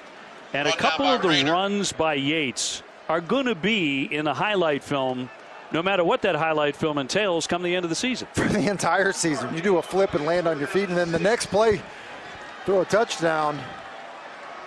You know, that's getting your team going. 3rd down 6. Wants to put it in the air and should have been caught. Malachi Carter hearing footsteps, I think, and incomplete. Absolutely. It's just double slants. He's reading it inside out, and he goes out to Carter, and it's a perfect throw. You know, you want to give your receiver 2 chances to catch the football when you throw a slant. One with his hands, and then if it splits his hands into his body, and that's exactly what Jordan Yates did there. Carter needs to come up with that one. So Georgia Tech to punt for the first time in the game. Austin Kent was one big shoe to fill, taking over for the All-American and Ray Guy award-winning punter Presley Harvin III. Was drafted by the Pittsburgh Steelers. And a fair catch right at the 30-yard line by Cole Tucker. 39-yard punt. So now it's time for an answer from Rocky Lombardi, who we really believe is one of the great names in college football. The junior from Iowa. And he's one of the co-captains. And in the first half, he was in total control. They were a little concerned about reining in his emotions. It looked like those were all in check in the first half. I thought he was pretty settled. Now, you look at the numbers, just threw for 42 yards, so it hasn't exactly been an air show, but they have run the football extremely well. Whaley in the backfield with him. And a handoff for Whaley, who was a big show in the first quarter. When they got on the board not once but twice, he was the man carrying the football. Big stack up here. Charlie Thomas will get credit for the tackle. And by the way, Whaley now at 98 yards in this game, brings up 2nd down and 6. You just get a sense there. Like, he was still never tackled. I mean, they're pushing the pile there. I think that is kind of what Thomas Hammock wants to see from his football team. Clint Ratkovich, who's one of the co-captains, takes the handoff. Takes a pretty good hit, too, at the 35-yard line. Sims is in a sling. Jeff Sims, the starting quarterback for Georgia Tech. So that answers that question. Yeah, I think it, you know, whether it was you're just saying, hey, listen, Yates is going to start it. Clearly, Sims, when we saw him walking in, did not look like he was a guy that was going to be able to come back. 3rd and 5 for Lombardi. Back to throw short. Ratkovich with the catch and takes a hit. He was stuck pretty good by Charlie Thomas, the middle linebacker. This is a great play by Thomas. Really, Northern Illinois gets exactly what they want, but Thomas does a good job of reading it, running through traffic. You see him going over the top of Wesley Walker, who was following the receiver at the bottom of the screen, and then a good strong tackle, because we know Ratkovich does a good job of running through contact. Ray at the 25, ready for the punt.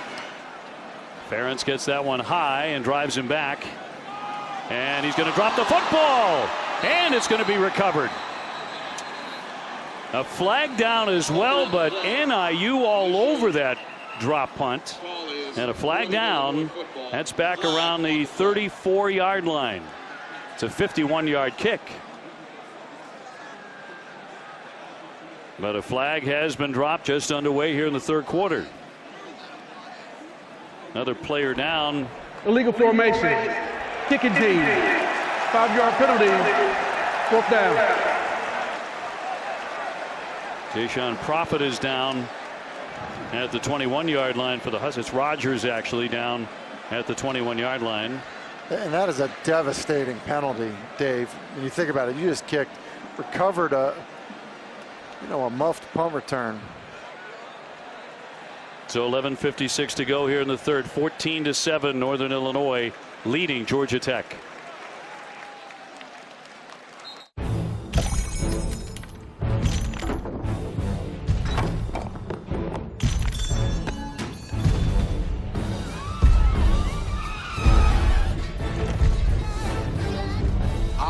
Swift here.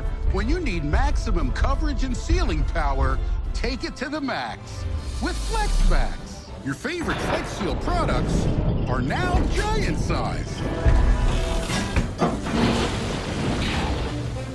Don't worry, guys. Flex Tape Max is the super strong waterproof tape that can instantly stop giant leaks. Wow, looks like you got a lot of work to do. With Flex Seal Liquid Max, you can cover huge areas for a strong waterproof seal. Now that's a lot of coverage. Oh no, that dam's gonna blow. Flex Paste Max is a thick rubberized paste that fills massive cracks and holes. Damn.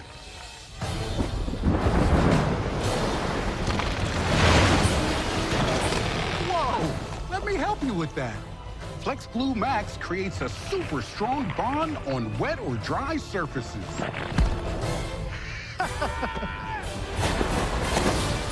And it even works underwater.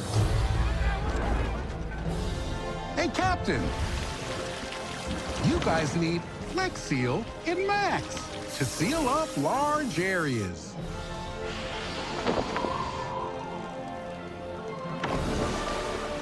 And keep the inside completely dry. Yahoo! For maximum coverage and sealing power, take it to the max with Flex Max.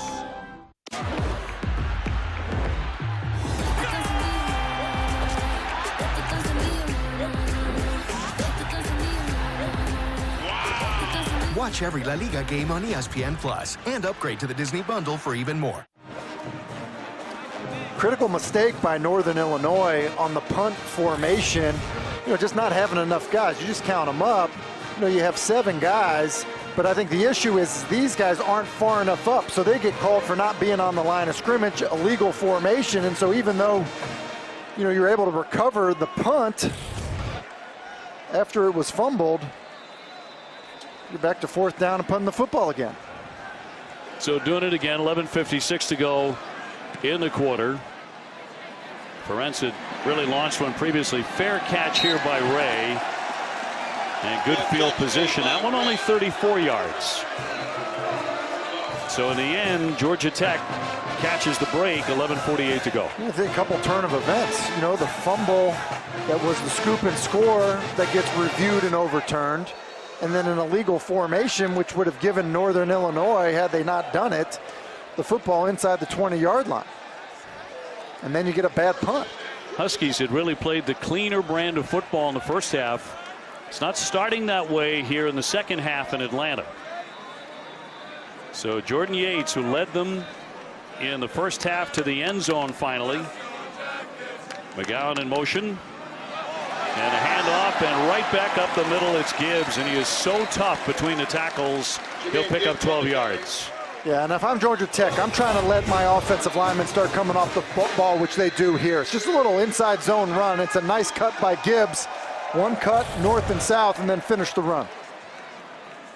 And now they're going to try and move as quickly as they can. With McGowan again in motion, Gibbs again through the middle of the line. They can't bring him down. Across the 40, he's taking people with him. And a big gain of 18. And an exciting runner as well, Jahmyr Gibbs. Yeah, it's similar backfield action, but this time they're going to start pulling linemen to get out in front of him. So they're going to fake the fly sweep, and now all of a sudden you're pulling guys in front of you and doing a good job. Leonard leading the way, and then a good finish by Gibbs. We asked the offensive coordinator for the Yellow Jackets earlier in the week, if 6 weeks out, how would you describe your team? The offense, he said, up-tempo and well-balanced. Gibbs spinning and picks up a few yards on another tough run taken down by C.J. Brown. He'll gain 3. And they should have balance because they have an offensive line that they feel good about. Experienced guys that have transferred in, guys that are 5th-year seniors. They have a running back room that they love. And quite honestly, they have quarterbacks that are inexperienced. And so, people talk about the best friend of a quarterback. It certainly is the run game. Mason now in. He'll take the handoff. Darting across the 30 and cutting back inside. The junior, a powerful back. He was third team all ACC as a sophomore. Had a huge game a couple of years ago against NC State. He rushed for 141 yards. And I think because of the big different styles of these running backs, it makes him even harder to defend. Mason taking to the outside, down the sideline. He is shoved out inside the 5-yard line. Jordan Gandy saving a touchdown, 24 yards for this rush. Well, we're talking about, power running through contact. Lance DeVoe can't get a tackle on him, and then boom, finish the run down near the end zone. Up tempo again. Yates with a handoff. It's Mason to the center this time. And a tackle made by Nick Ratton. And still trying to untangle everybody. Running clock coming up on 9.5 minutes to go in the third. Georgia Tech down 7 in their home opener, but rallying a 6-play drive. They've all been on the ground. Starting quarterback Jeff Sims injured in the first half. His backup Jordan Yates has done a really, really fine job leading this offense. Now trying to find the end zone again. Under center. And a timeout. With 9:02 to go in the third. And let's take a look at our Geico player spotlight. 14-7 Northern Illinois, and it's Jordan Yates. So let's get to know him a little bit. As a freshman, a redshirt freshman in 2020, appearing in only 3 games. True freshman in 2019, 3 games. And comes from a famous football family. TJ Yates of North Carolina, quarterback there from 07 to 2010. And TJ Yates found himself in a playoff game a few years back against the with the Houston Texans, and I've been really impressed with Jordan Yates. 65 touchdown passes his last 2 years of high school. Milton, Georgia, and kind of that first recruiting class of Jeff Collins trying to get local talent, and he was part of it, and a bit of a high school legend here in Georgia. Second down and goal. Mason alone setback. Takes the handoff, and they found it very quickly, didn't they? And the tackle made by Jordan Hansen, the free safety, with a big stop. That loses a yard. That's a really big play by Jordan Hansen, because he's listed at 188 pounds, and he comes flying through the hole against a 220-pound running back that's been running people over. That's a really good job. Got to seeing it and firing. Third down and goal at the 3-yard line. Yates will put it in the air short and stopped at the 3-yard line, or the 2.5. Standout play by Lance DeVoe. And it's the same exact action as the previous play. You're kind of faking Nate McCollum on the jet sweep, but instead of the handoff, it's a little rollout. Yates had to put a little air under it because of the pressure, and Lance DeVoe doing a good job of staying disciplined and then making it a good open field tackle. 4th and goal. I don't think the fans like it so much. Some boo birds coming out here in Atlanta as Samaglia comes on. And they're going to take another timeout. Timeout, Georgia Tech. Their second 30-second timeout. Yeah, and I got to be honest here. You took a timeout on 2nd down when you were in the formation that you ran a play on. So I wasn't crazy about that timeout. Now, maybe if you had the wrong personnel or wrong formation, I'd understand it. So you burn a timeout there. Then you have your field goal team out on the field. Here's some boos, and now all of a sudden it looks like you're maybe reconsidering. If you kick a field goal here, then this timeout was wasted, because you could have taken a delay of game if there was an issue with who you had out there, and it's not taking you out of field goal range. The ball's on the 2-yard line. Well, they had issues with the play clock on the previous timeout because it had gotten down to 1 and forced them to take a timeout. But listen, the offense is coming back out on the field now, and I don't know. I think if you're going to go for it in this situation, then know you're going to go for it, because you're down 7. You might need that timeout later. Almost looks like you're reacting to the will of the crowd. A little bit, Dave. 4th down, a little more than 2. 4th and goal. And Yates out of the shotgun. 7:54 to go in the 3rd. Yates rolling right, trying to find the end zone, and caught it, and it's a touchdown. McGowan deep in the corner, and of course in college football you only need 1 foot in, so we'll take a look, but a 2-yard touchdown reception for Kyrick McGowan, the transfer from Northwestern.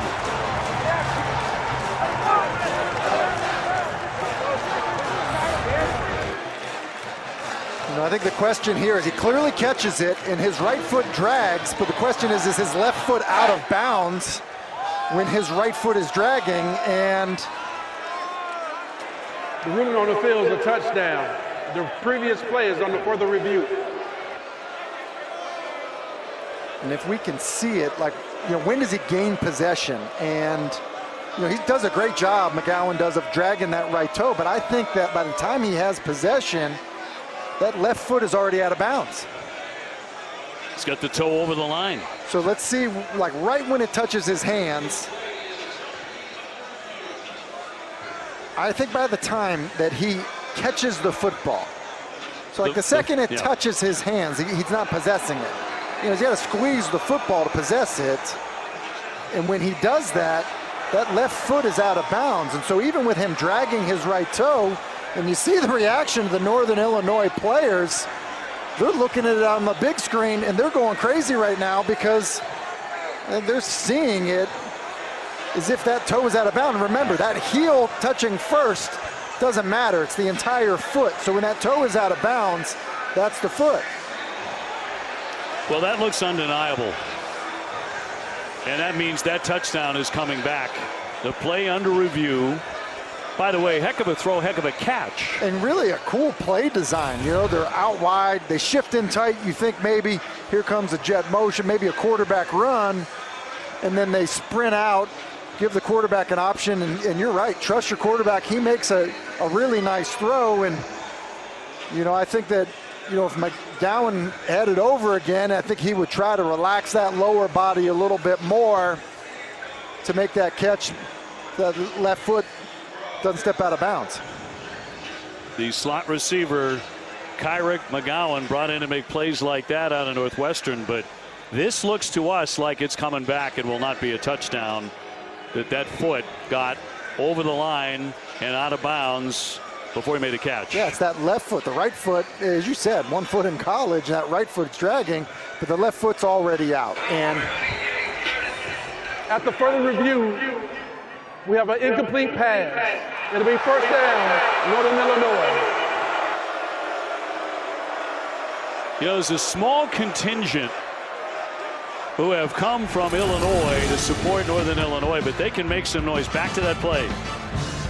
Well, it's just a good job of Northern Illinois being ready, out of bounds, and when he saw it on the big screen, he knew what the officials saw.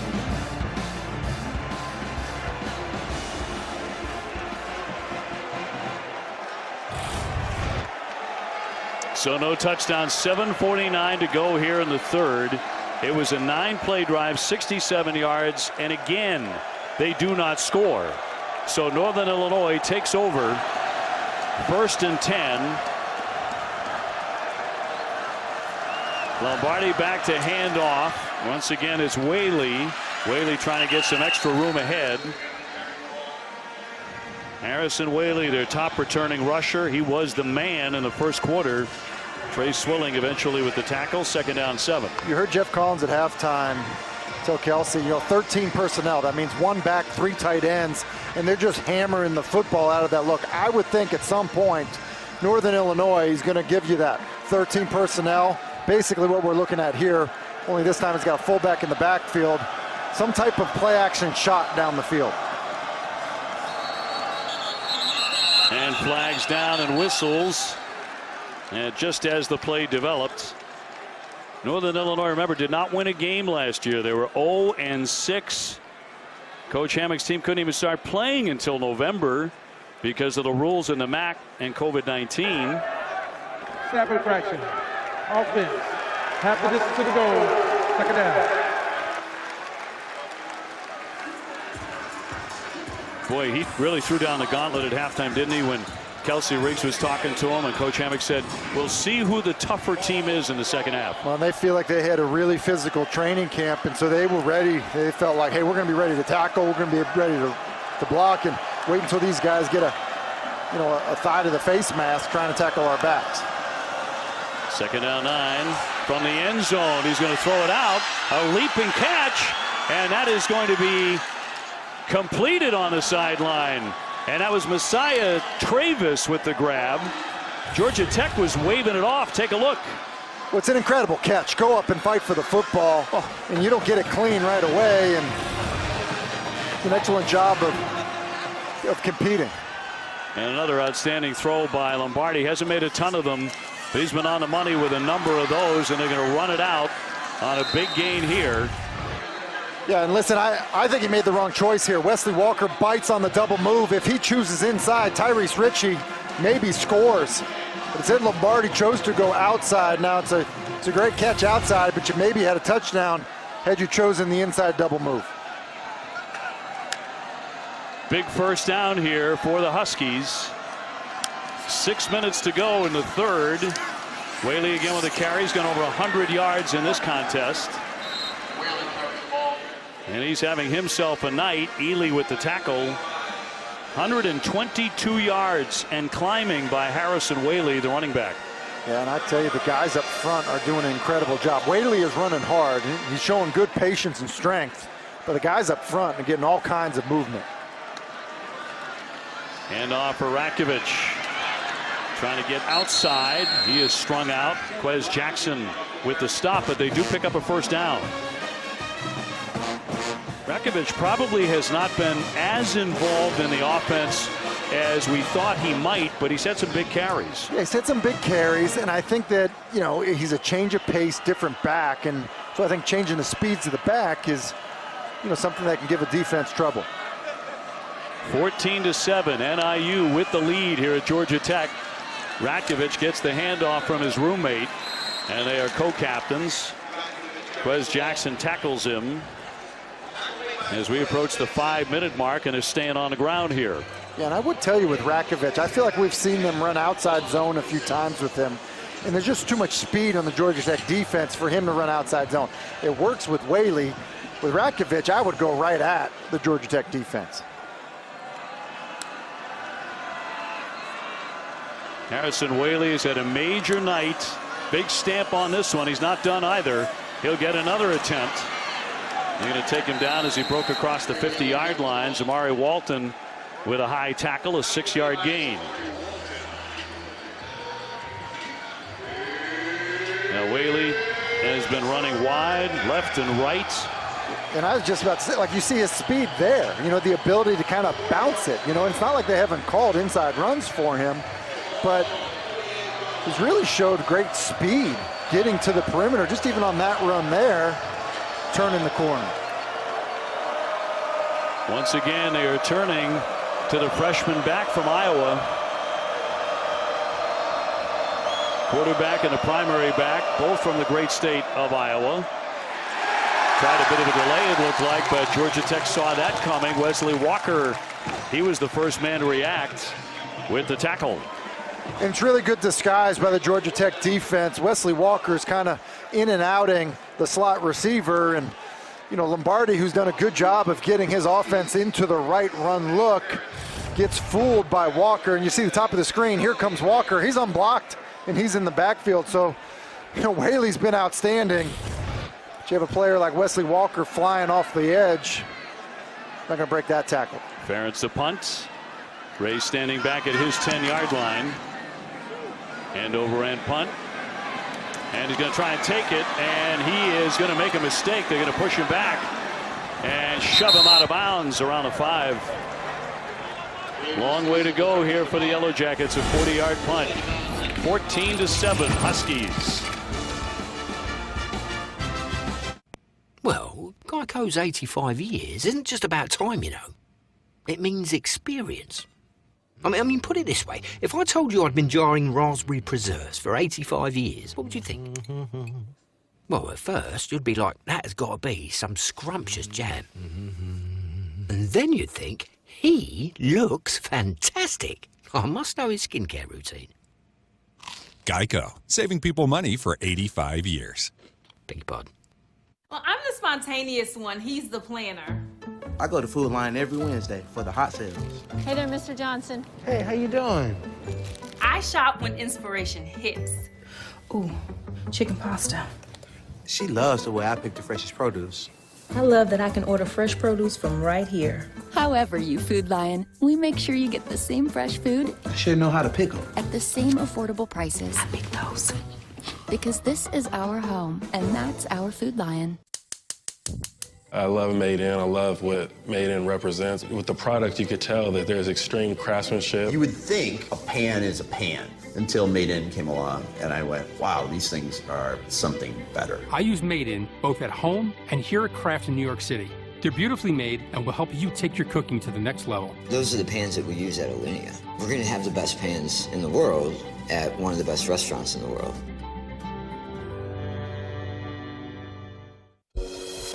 Seeing Joya with her new smile and her confidence, I think, win. I wish everything else would be so easy. Her gap closed so quickly, it blew my mind.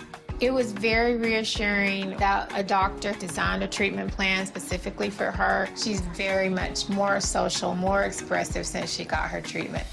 I love her smile. Smile Direct Club. Tight one here. The Huskies of NIU leading the Georgia Tech Yellow Jackets 14-7 as we take a look at our Bojangles Big Bowl moment. What's the goal line stand? How about Jordan Hansen getting into the backfield and making a tackle on Jordan Mason, and then it's Lance DeVoe in the open field and Jahmyr Gibbs. And then on the fourth down, able to defend it just well enough. C.J. Brown in for Devin Lafayette. And then think about this. They flipped the field, Dave. You know, you go from being, ready to give up a touchdown to getting enough first downs that you now have Georgia Tech pinned back inside their own 5-yard line. Georgia Tech with more plays, more yards, more first downs, but fewer points in this game. Mason to get the first carry on 1st and 10 as he goes straight on. Trying to get him a little bit of wiggle room here with under 3 minutes to go in the quarter. We'll see how much sting the Yellow Jackets have in them. They have gone to the backup quarterback, of course, since the second quarter. Jordan Yates, he takes the snap. He'll fire it. And a short pass and a flat complete. Malachi Carter caught it for a first down. Yeah, I think Georgia Tech can do some of this. Northern Illinois doesn't want to give up the big play. They're playing with soft corners, off coverage. And so make them defend the entire field. They're not defending the flat. Throw a few hitches to have them start to come up, and then you can try to double move them. But go ahead and take these free access throws because you have a quarterback that's doing a good job of making those throws tonight. Coming up on 2 minutes in the quarter.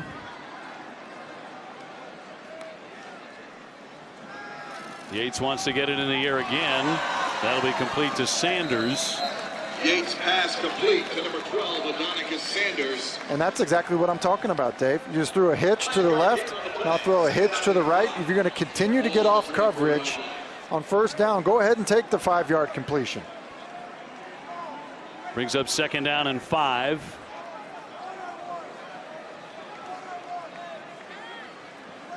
The Yellow Jackets trying to move the football from their own 5-yard line where they started this drive. Mason with another carry. Mason carries the ball. And Gang tackled by the Huskies. He picks up 4 yards.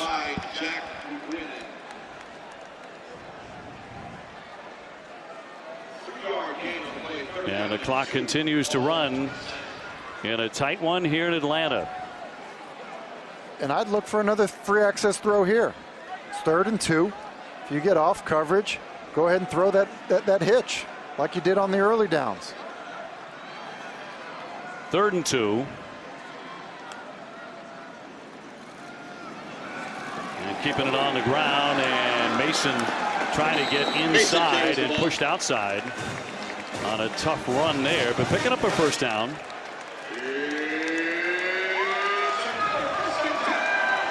So 1st and 10 for the Yellow Jackets. And from the 30-yard line, closing seconds of the third.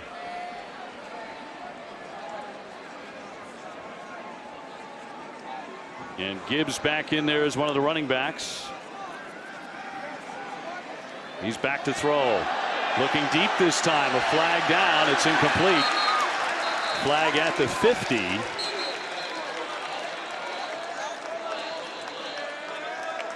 Intended for Malachi Carter, but out of bounds. Well, Malachi Carter's getting the out coverage. Holding, defense, number 20. 10-yard penalty, automatic, first down. You know, a bit of a double move, almost like a shake route. You know, to the post and then to the corner, and you know, March just kind of runs into him, and that's something that I would work. I mean, Malachi Carter is fast. He's explosive. He's getting off coverage. He's getting nearly 9-10 yards of cushion. Continue to just spit the ball out to him. Bit of a low snap, flags again. Yates rolling to the sideline and threw it away. So just 13 seconds left in the quarter. A 14-7 lead here for NIU. Offside, defense, 5-yard penalty, first down.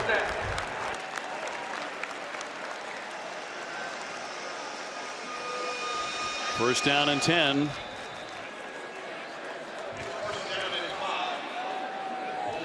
Rather, first down and 5 as you look at the penalties.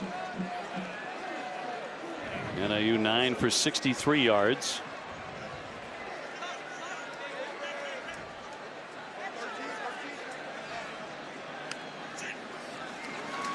Handoff for Gibbs. And that hold closed up pretty quickly on him. He is going to be short of the first down and bring up second down and 1. So that's the end of the third quarter.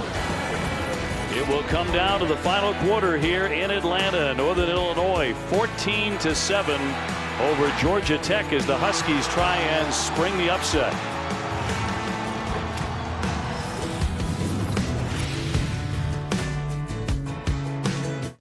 Come for the first rounders and the first timers. For the prep, for the reps, for the ups, for the downs, for the keys, for the expertise. You were under center for Florida State. The road trips and the road blocks. The tailgates and the tunnels. The hoagies, pierogies, the barbecue, the BBQ, and the barbacoa. For the screamers and the dreamers. For the bright lights and the long nights. For the damn near frostbite. For the handoffs, the handshakes, and the one-handers. For the red zone, the end zone, the zone D, and the zoned in. For the lovers and the haters. For 3-time champs and for a second time around. Come for more than the game. Come for it all.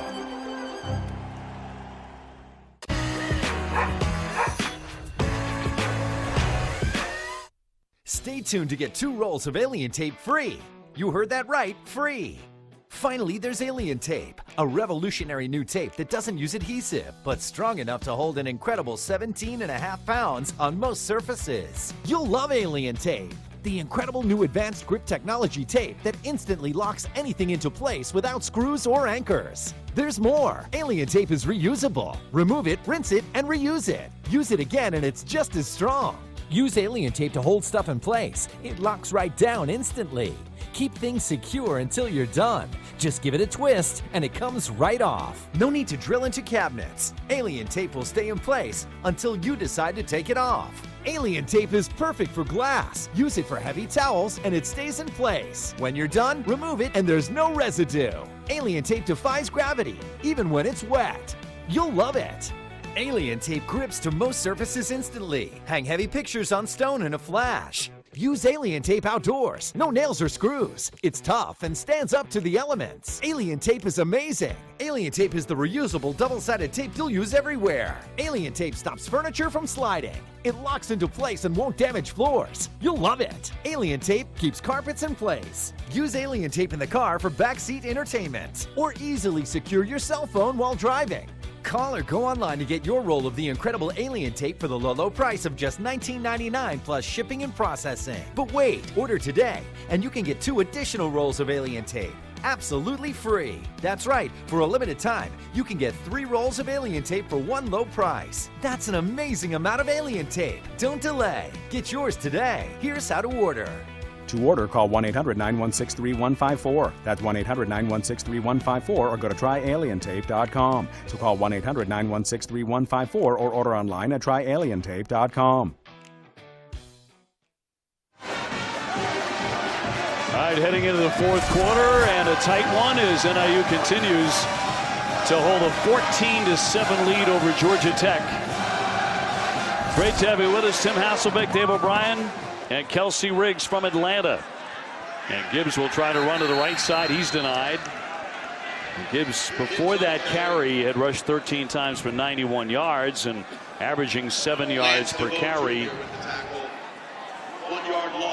And that goes for a 1-yard loss. 3rd down and 2. Yeah, huge 3rd down here. I would do something where I'm involving Jordan Yates in the run game. Some type of read, something here to pick up this 1st down. Big in this spot. Yates trying to write a big come-from-behind story in the home opener.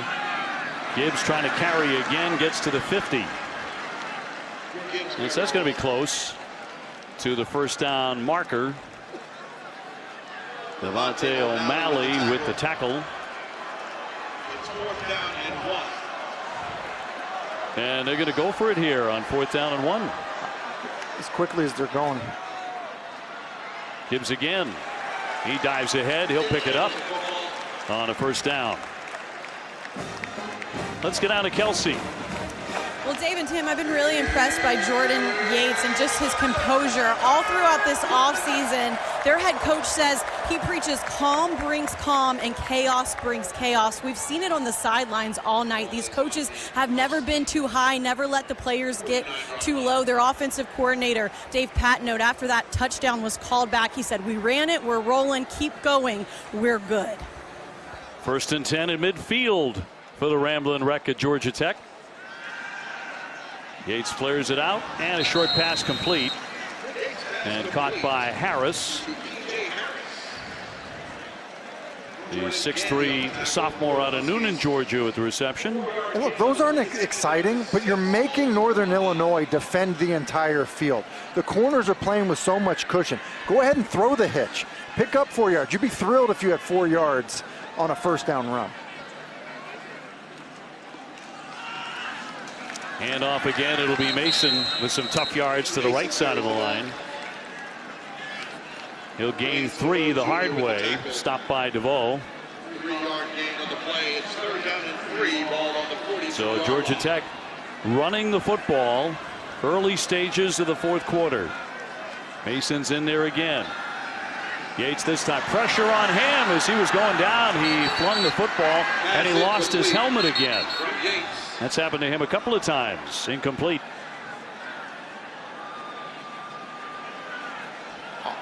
I'm not sure that Jordan Yates is out of the pocket. He definitely retreated, but I'm not sure he gets kind of outside the pocket. Really didn't see a receiver in the area. You know, Dylan Thomas comes flying through, does a great job of timing his pressure. And Thomas Hammock has a point here. Yeah, they are throwing it now. Intentional grounding. Offense, number 13. Penalty is lost down at the spot of the foul. 4th down. Brings up 4th down. That's a huge penalty. I was a little bit surprised they decided to throw the football. You see 15, Thomas come flying through there. Miscommunication. Mason can't get there, and clearly Yates not able to get outside the tackle box, and I'm not sure the ball gets to the line of scrimmage. There's not a receiver in the area, and they knew right away. I was surprised they didn't run it there with the way they ran it, on 3rd and 4th down in, the previous sequence. So Kent to get the punt in the air, and it goes through the end zone. It goes for 54 yards. It remains 14-7, the Huskies early in the 4th quarter. Lots of good topics, lots of good guests today. It's go time. A big bow box says a lot about a person. Like they have a mighty hunger, a powerful thirst, and take tailgating very seriously. Game day and beyond, grab a football-ready big bow box. Okay, Sabrina, I see you. Where do you want this at, Chris? Wait, what? Is this one of your State Farm commercials? Yeah, sure is. Jake from State Farm? Did they not send you all the scripts? No. Chris smiles and says, wow, I love State Farm. Surprisingly great rates. And suddenly Chris and Sabrina turn into life-size cardboard cutouts. Like a good neighbor, State Farm is there. We're not just about hair. We're also about convenience. Sport Clips app. Check in, track your arrival time, get heads-up alerts. Why is that important? Because guys don't like to wait. Convenience. Sport Clips! Yeah. You think you know Rose Namajunas? Rose lost her first title fight. Flat out lost. But right then and there, she made a decision to stop just fighting and start believing she would become a champion. And look who's #1 now. Guaranteed Rate is a mortgage lender that helps people rise every day. Rise from where they live now to the home of their dreams. Because when you decide to believe, you will. Brett Favre, legendary quarterback. Jerry Rice, legendary wide receiver. When legends play, they wear Copperfit Advanced Back Pro. Copperfit's best-selling compression back support just got better with new double-band adjustable supports for customizable compression when you need it most. That's what I'm talking about. 4 built-in stabilizing supports designed to improve posture and help reduce lower back stress and strain. You have back pain and it's affecting your everyday life. Do something. Since I put this on, I feel so much better. The core is the most important thing. To know that I'm stabilized here. Whatever I'm doing, I can give it 100%. Call 1-800-814-4139 or on the web at advancedbackpro.com for only $19.99. This does feel good. That's what I've been saying. You think it was fair? It was fun. Copperfit, live limitless. As you know, thousands have been affected by Hurricane Ida, urgently needing your support. Donate at redcross.org/ESPN to help the Red Cross respond and help people recover from this disaster. Back in Atlanta at Bobby Dodd Stadium, the Yellow Jackets are in deep, deep trouble. Northern Illinois trying to spring the upset on the road. And they have it 1st and 10 from the 20-yard line. And flags will be dropped again here. False start. Offense, number 76. 5-yard penalty. First down. So the Huskies backing up, still at 1st down. And really, this offense isn't built to have mistakes like that. We saw a hold earlier, jumping off sides, getting off schedule. Just doesn't work for these guys. It's a 10th penalty tonight. Nothing critical yet. Whaley takes the handoff, working on a huge night. He's already over 120 yards rushing the football. Ely with the stop. You just get a sense, though, that, the 1st down penalty, now you find yourself 2nd and 14. And, if you don't get a big chunk here, they're not built for 3rd and 10s. And most offenses aren't, but, what we've seen from Rocky Lombardi is not necessarily drop back and push the ball down the field.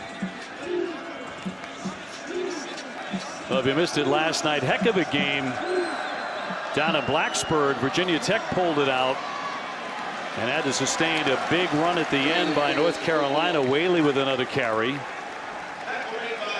And North Carolina, the number 10 team in the country, fell. Clemson's having all sorts of issues with Georgia tonight in that big matchup. They're down 10-0 at the end of the third. And here Georgia Tech. They have been trailing all night long. Whaley a bit hobbled. He's going to step off.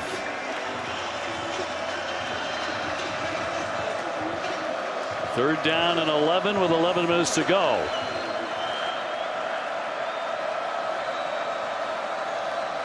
Ratkovich again back there with him. And some tough yards on the left side of that line. And the stop by Zamari Walton, the cornerback. Listen, they don't get the first down. Let's remember that run, though. You get a stop here, even if you don't get a stop. I think the thing moving forward now, while he's had a great night, get Lombardi more involved in the design run game. Quarterback power, stuff like that. You saw the power that he just ran with. I think that's just, it kind of gives you that extra number in the run game. I would do more of that next time they get the ball. Matt Ferentz to punt again. Gets this one high. Ray a fair catch. And he backs up to the 22-yard line. That's a 50-yard punt. 10:07 left. Georgia Tech down 7 at home. Imagine a salad made with fresh cut vegetables and warm hand-breaded chicken. Does that even exist? Not yet, because we don't make it until you order it. Try the new Southwest Salad, only at Zaxby's. Order on your favorite delivery app. At PNC Bank, we believe in the power of the watch out. The make way coming through. Great. The storm alert. Dad. And the subtle but effective ding. That's why we created Low Cash Mode, the financial watch out that gives you the options and time needed to help you avoid overdraft fees. It's one way we're making a difference. Because we believe how you handle overdraft should be in your control, not just your bank's. Low Cash Mode on Virtual Wallet from PNC Bank. War machines. Play online with your friends. Destroy your enemies. Experience massive battles. Available on the App Store and on Google Play.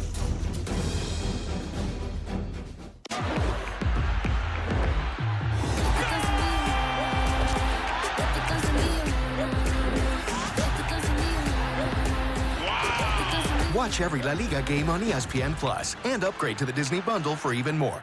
Brett Favre, legendary quarterback. Jerry Rice, legendary wide receiver.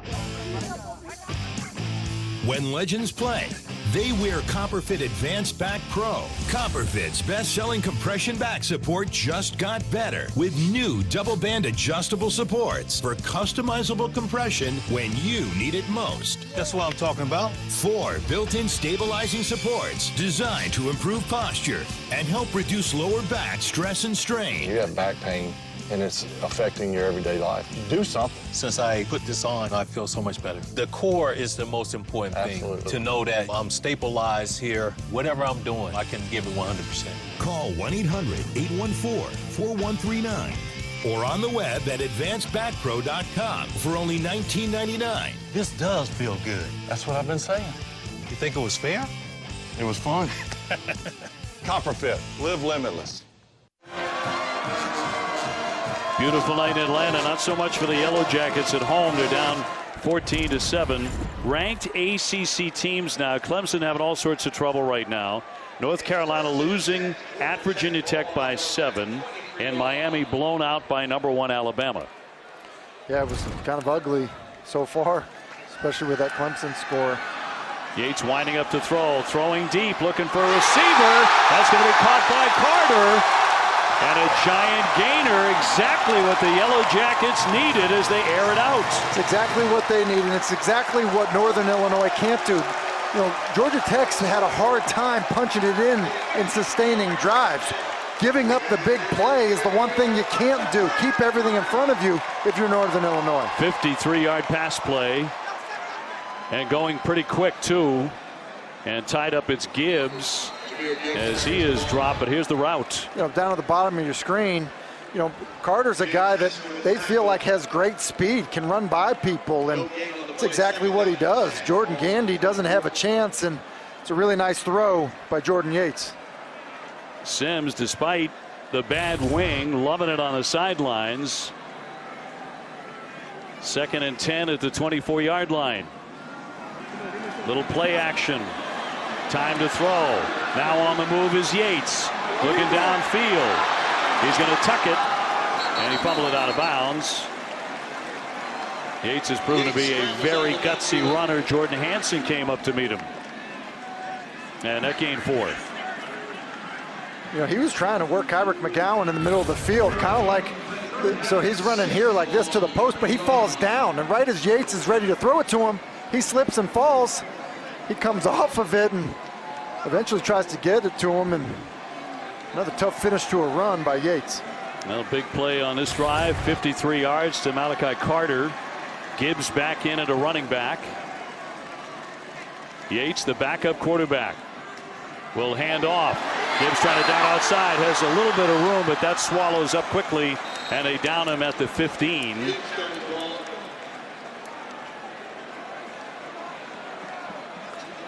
He gains 5, so he's going to be 1 yard short of the first down. So it brings up 4th and 1 and a play of the game. And you would think they might use Dante Smith. Dante Smith is now in the game at the running back. We have not called his number. Not yet tonight. Yates will toss it to him. Smith on the outside. He threw for the touchdown. Just into the game, his first touch.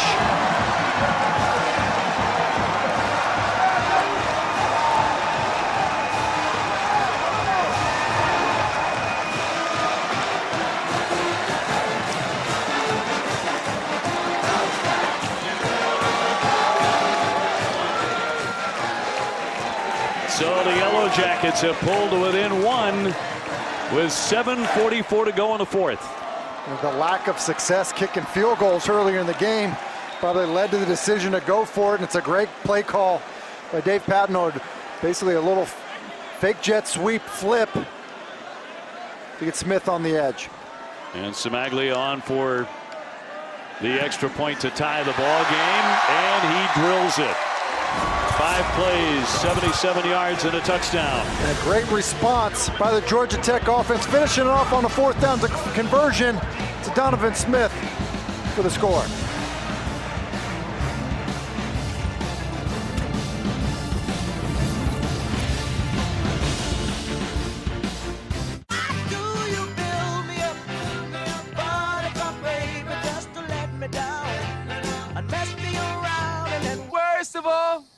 You never call, baby. Daydreaming again? But I love you still. You know I'm driving, right? I do. If you ride, you get it. Geico Motorcycle. 15 minutes could save you 15% or more. A logo can do more than identify your company. It can connect in meaningful ways, energize your team, and inspire your customers. We're 4imprint, and we know your logo on the right product can create moments that matter. With 30 years of experience and thousands of products to choose from, we guarantee your order will be right the first time, on time, and for a great price. Be certain that the right moments will matter. Explore thousands of promotional products at 4imprint.com. 4imprint, for certain. Look closely. This $50 Buffalo gold piece was the purest gold coin ever struck using .9999. That's 4 nines, pure 24-karat gold. The U.S. government had to stop production because of a shortage of specially made gold blanks. It's no wonder the price of that edition has gone through the roof. Now you can reserve your own copy clad in 14 milligrams of 24-karat gold. The final issue price was to be set at $50 per proof. But now this private non-monetary 24-karat gold-clad masterpiece can be yours for only $9.95. With gold up over 300% since 2005, price can only be guaranteed for 7 days. Each new 2021 $50 Gold Buffalo Tribute proof is clad in 14 milligrams of 24-karat gold, is proof struck, and utilizes the famous Buffalo nickel design. Strict limit of 5 proofs per caller. You must hurry. Call now. To order, call 1-800-422-8031. Call now.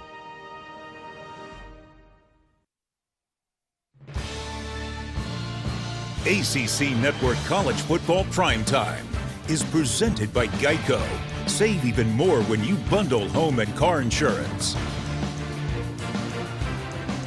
Isn't this great now? A little trek, a little football trip around Atlanta. And at Mercedes-Benz Stadium, of course, big showdown at 3:30. And then over to the Flats, right here at Georgia Tech for tonight's game that kicked off a little after 7:30 at Bobby Dodd Stadium. That's a fun trip. It's a little bit how you drove here, too. Kind of flying around. I was like, hey, slow down, Dave. Hey, slow down. Don't need anyone on my tail.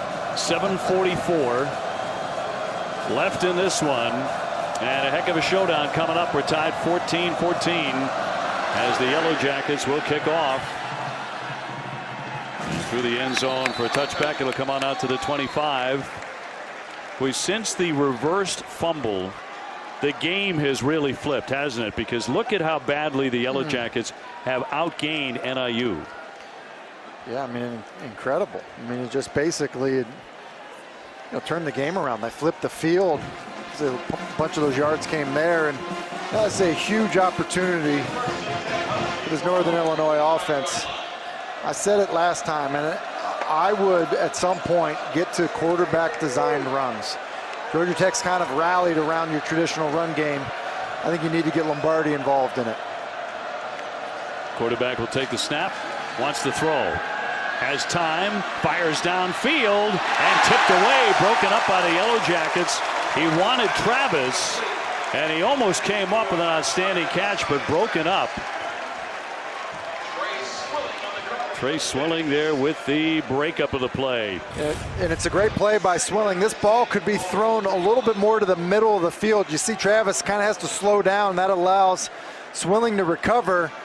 A lot of times as a quarterback, you got to throw it out in front, let the guy go run underneath it. Swilling, a big name here at Georgia Tech for many, many years. His brother Bruce, a running back on the ball club. He'll stay on the ground and try and keep him up. And the fumble, the ball is loose. It is loose. And the Yellow Jackets say they have it. They get the football back. Georgia Tech forces the fumble. And just a great job of raking at the ball. Kind of in the pile. The back is wrapped up, but you get into that situation. Whaley with the fumble. Walker with the strip. Look at that strength. You see Wesley Walker pulls at it once, pulls at it twice. He doesn't get it. Just keeps working at that football and eventually gets it out. That's a heck of a play by Wesley Walker. So they'll start this drive after the turnover at the 25-yard line of NIU. And the Yellow Jackets suddenly surging.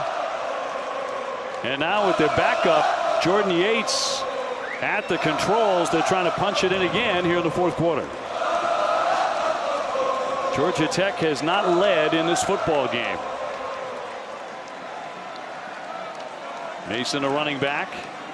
The handoff through the center he goes, darts around one man, gets all the way down to close to the 10-yard line, a 15-yard run. And at this point, if you're Northern Illinois, the way they're running the football, I think you need to start to take some chances. You've been bend, don't break. But now with the way they're coming off the football and Mason's running, I think you need to get other players involved to stop him. 1st and 10. Mason again, left side, this time still on his feet, still churning, gets inside the 5 on a determined run. You just get the sense, Dave, don't you, that the energy in the building, that the offense starting to feed off it, the way the offensive line is coming off the ball, and then the way Mason is finishing runs. Like that turnover energized the crowd and has energized this offense. Boy, Mason looks like a man hungry for the football. Another give. No, the quarterback keeps it. He dives in for the touchdown. Jordan Yates with the score to put the Yellow Jackets in the lead for the first time. A 4-yard touchdown scamper on the keep.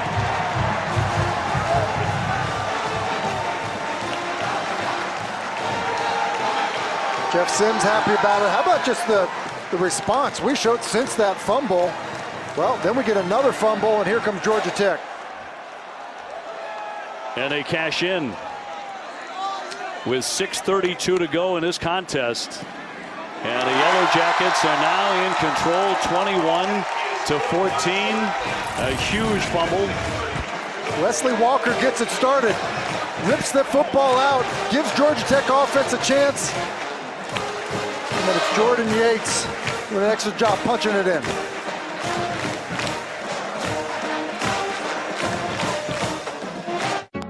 Football is the game of life, and it brings a community together. White, black, boys, girls. Flag, tackle. Football can revive communities. Anybody can play. That family value, that brotherhood is everything. It's really what all it's about, is just having a good time and being able to play. There's never been a better time to play. When Subway opened, they changed the fast food game. But sometimes you gotta refresh to be fresh. Welcome to the Eat Fresh Refresh, where there's so much new, some say it can't fit in one ad.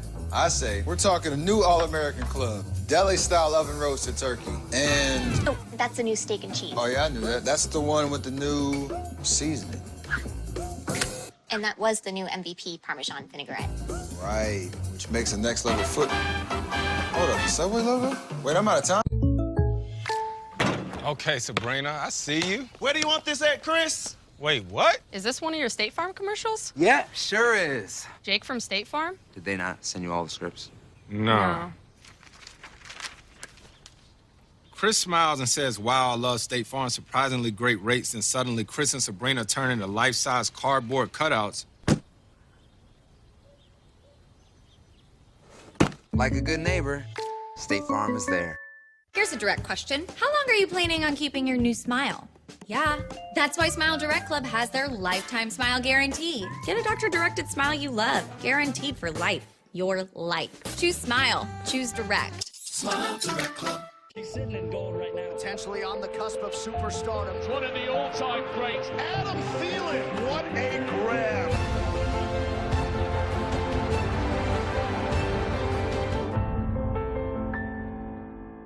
Wound up and ready to go.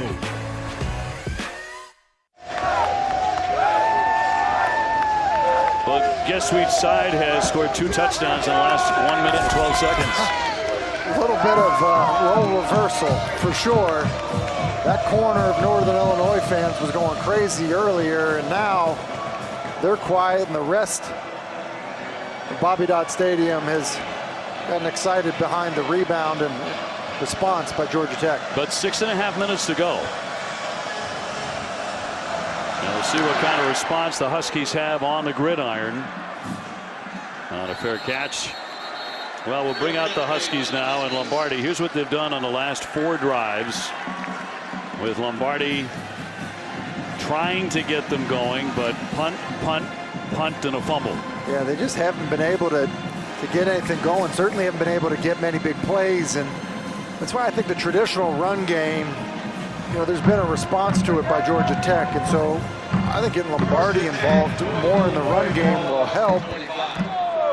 Also got to find some ways to make some plays on the perimeter, but 6.5 minutes, Dave, as you mentioned, they don't have to change the way they play their offense with that much time. Harrison Whaley has been tremendous for them. He's rushed for over 130 yards. Ratkovich will get the carry on the 1st and 10. So that'll bring up 2nd down and 7.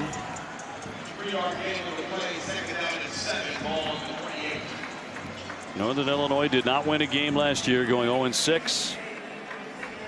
They were the 2nd youngest program in the FBS last year. They still have a ton of freshmen, 87 who are classified as freshmen, but the quarterback is a veteran guy, a transfer from Michigan State. Yeah, you would think because of his experience being in some big spots that this wouldn't be an environment that's too big for him. But a lot of confusion right now, and he'll be forced to use a timeout. With 5:46 to go, they take that timeout. And that gives Georgia Tech an opportunity to get their fans revved up again. Would have scored a bunch of points in a very short window to rally and take the lead 21-14. And it has completely changed, you know, the environment in the game. And basically this is the turning point. Backed up, looks like a fumble by Mason. Ball's picked up, run in for a score. And they review it. Instead, Jordan Yates makes a couple runs, then a great throw. And the next thing you know, a fourth down conversion that goes in for a score. Get your own turnover, and then Jordan Yates punching it in. And how about Jordan Yates in an environment where every quarterback transfers when he's not the guy? Being a local guy going into his third year, all eyes on Jeff Sims. He's going to be the guy. Doesn't go anywhere. Jeff Sims ends up in a sling in the season opener, and Jordan Yates comes in and saves the day. Well, it looks like the job was his all along. Pressure on him, and they're going to take him down deep in the backfield. Whaley, no place to go as he got buried. And it was Wesley Walker who has been the man on defense here in the second half. Listen, it's basically number 13 on both sides of the ball, because here's Wesley Walker, had to fumble, you know, caused the fumble earlier and does a great job of staying home on the reverse. And what an excellent night that Walker has had so far. Freshman out of Nashville, Tennessee, with a night he will remember. 3rd down, 17. Lombardi has to roll out of there. Looking downfield and throws short. Lombardi with the pass complete. He got it off to Redkovich, but that clock is still running. Yeah, and I'm not sure about him being in bounds. Still was fighting forward as he got out of bounds. That's a fairly significant Did he get out? play. No, it looks like he's inbound, so it's the right call. And the relatively big deal here is time is going to be an issue. They burned a timeout, Northern Illinois did, and so Georgia Tech's going to get the football back with just over 4 minutes left. Ferentz with the punt. Ray gets stuck and is nowhere to hide. Kevin Harris met him first. 42-yard punt. So we have 4 minutes to go, and Georgia Tech on top of Northern Illinois by 7. Stay tuned to save $10 on Tack Shaver. For a close shave, you need to get a razor and lather up. For a quick shave on the go, you need to settle for an electric. But what if you really want both? Nick Bolton here with the newest addition to our tactical line, the Bell & Howell Tack Shaver. Designed with the needs of our military in mind, Tack Shaver gives you a quick, razor-smooth shave whether you're at home or on the go. It even has a built-in trimmer for sideburns and beards. And it works wet or dry for a great shave in even the harshest conditions. That's right, the Tack Shaver is completely waterproof. In fact, you could even use a Tack Shaver underwater and still get a great shave. Navy guys, Tack Shaver is small and compact, so it slips easily into any pocket. Yet it also has 3 powerful rotary heads that can easily take on even the coarsest hair. To prove it, I'm going to do something I never do. Shave.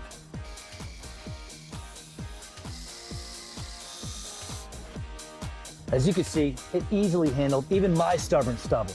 Now that's what I call military tough. So let's review.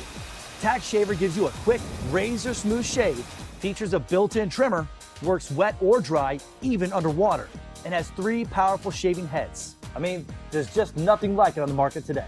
Tack Shaver is $29.99, but act now and we'll take $10 off, so you get it for just $19.99, and shipping is free. But wait, call or click today and you can get a second Tack Shaver. Just pay a separate fee. Tack Shaver is the only shaver that features genuine Bell & Howell precision and quality, and is backed by our 10-year warranty. You can get 2 Bell & Howell Tack Shavers with this special TV offer. Here's how to order. Call 1-800-482-6298 or go to tackshaver.com. Again, that's 1-800-482-6298 or order online at tackshaver.com. Name? Name? What's my name? What, have you been hiding under a rock? They don't have TVs in this place. I'm the history maker, the game changer, the first woman to ever main event WrestleMania, walk out of there the champ, Becky Two Belts. Came from nothing, revolutionized the entire industry. I am the man. I am the Raw Women's Champion. For the cup. Just Becky. Not too much foam, please. We welcome you to Death Valley. That is a great scene. Probably the best quarterback in college football. Absolutely stacked on the offensive side.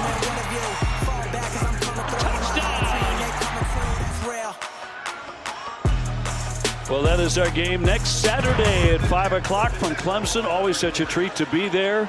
They might be a little ornery when we do get there if that score continues. And on a run, it'll be Gibbs, strung out a bit to the right side of the line. And down he goes, dropped by Dylan Thomas.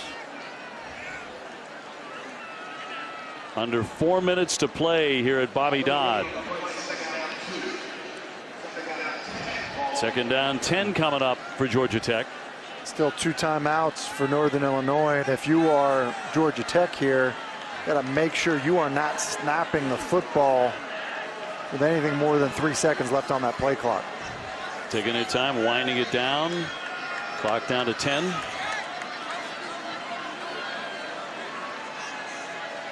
Gibbs along with Yates in the backfield with Sanders in motion. Gibbs again. As he will dive across the 35-yard line. He'll pick up 2. Nick Ratine with the stop. And you mentioned Northern Illinois with a couple of timeouts remaining. They'll take one right here. With 3 minutes, 19 seconds to go. Jeff Sims there wearing the sling, the starting quarterback for Georgia Tech. It looked pretty hopeless when he left the game, but the man who stepped in and put on the Superman cape is the freshman from Alpharetta, Georgia, Jordan Yates, who's made some big plays and has scored a touchdown. And he's been huge. You know, Sims was really struggling passing the football. Yates came in, made a couple plays with his arms, but it was really kind of the gutty way that he carried the football with, you know, an effort to dive for first downs on 3rd and longs, and then has made enough throws for sure. So I think the team has rallied around him. It's been impressive to see. Think about it, down 14-0. 21 unanswered with Jordan Yates as the quarterback.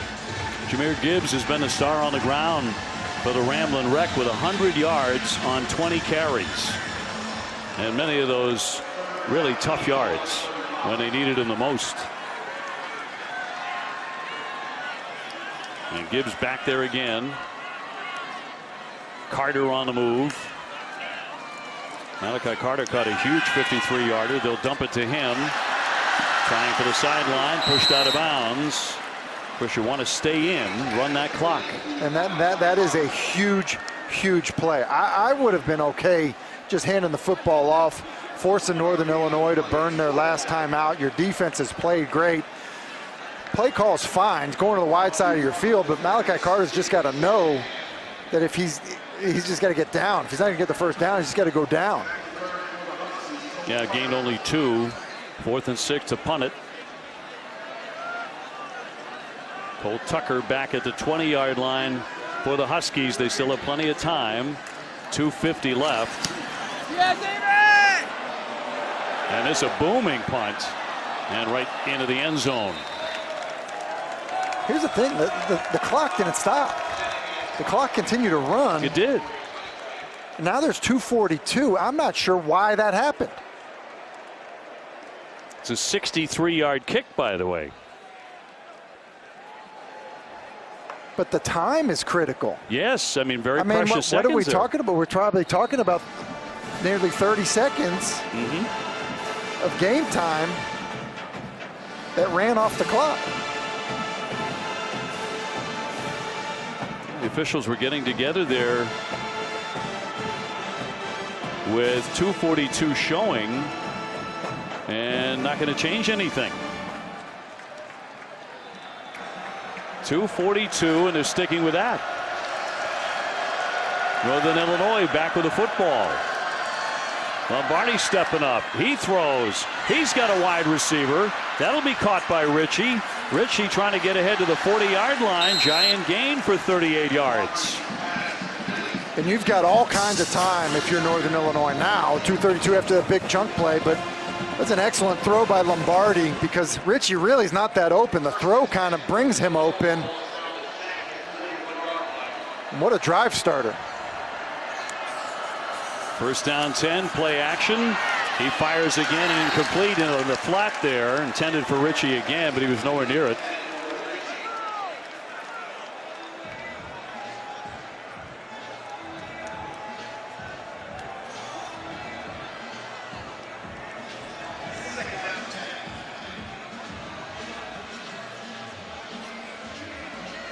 So the reason the clock continued to run is under 2 minutes.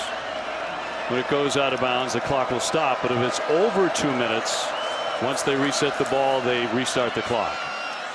Flared out to the sideline, and that's going to be incomplete. He was out of bounds. It was caught by Travis, but out of bounds. And this is a great read by Lombardi. As you see, I think it was Swilling who was trying to trap the inside route. And then if that ball just gets there and there's a little bit more awareness by Travis, not only does he catch it in bounds, there's room to run afterwards. 2:10 to go. Third down 10. And Lombardi needs to make another play. Looking to throw short over the middle. That one caught by Joyner. Joyner up ahead to the 25. That goes for 16 yards and a first down. That's a really cool play design. Such soft coverage on 3rd and long. Leak the tight end out. Nice man down. Man down. Tariq Carpenter. He is down around the 15-yard line for the Yellow Jackets. And the Huskies wanting to go fast again, Tim. Wanting to churn it.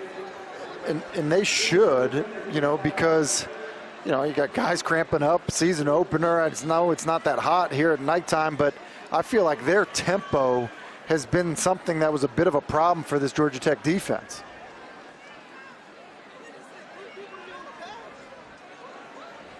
As mentioned, Carpenter, the man on his back, the 6'4" senior for the Yellow Jackets.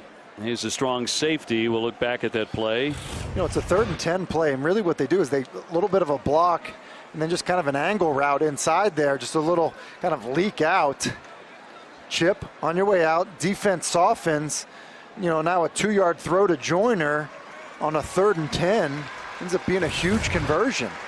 It's really good timing on the play call. Yeah, it goes for 16 big yards.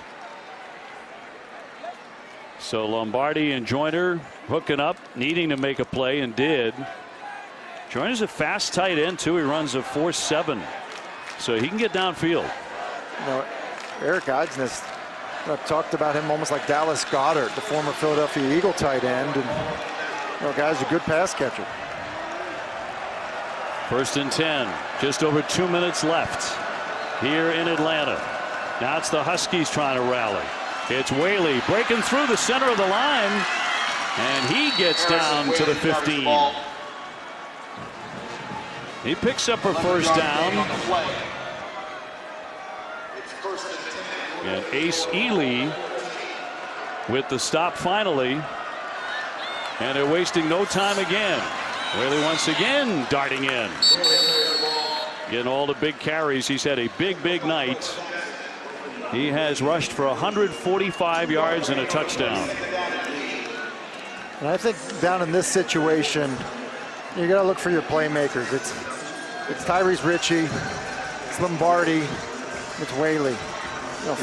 Rogers coming back on, by the way, who's an injured player. He's back onto the sideline. 2nd and 8. Lombardi looking, running now. Looking, running, out of bounds. Got down around the 10. And knocked out by Jackson. He picks up 3. It's a good decision by Lombardi. Obviously 2 down territory here in this situation, and so you got 2 tries for 5 yards, and the same thing goes. Run game still on the table with this much time in the clock. In fact, quarterback draw might walk in the end zone. Lombardi going to throw it. Completed pass inside the 5-yard line. They stack up the receiver, Ritchie. But going to pick up that first down. And a huge one here for the Huskies. Down to the 3-yard line of Georgia Tech with under 1 minute to play. Yeah, and just inside a minute, still with your timeout left. Again, run game still on the table here, and we'll say you would like them to hustle a bit. First and goal. 41 seconds. He's going to throw it for the end zone. In for a touchdown. Ratkovich. He makes the catch. Roommate to roommate with 38 seconds to go. And the Huskies on the board again.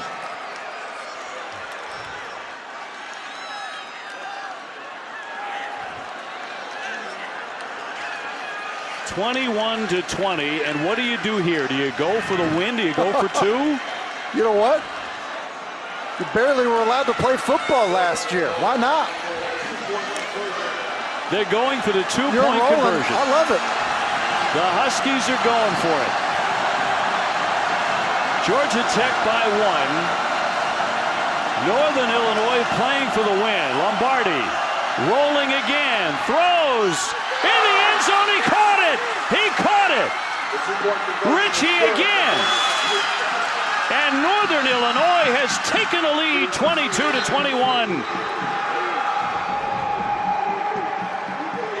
That is gutsy. They are going to review it to see if he had possession of it. Tyrese Ritchie, the #1 wide receiving target. What a call by Hammock. Did he catch it?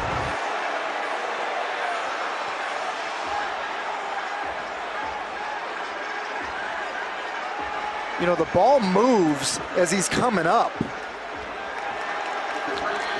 It's in his hands. Is that left hand underneath the ball? Man. Is that a completion or is that incomplete?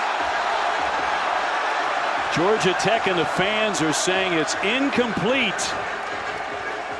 That's what the fans are screaming from the sideline. Take another look.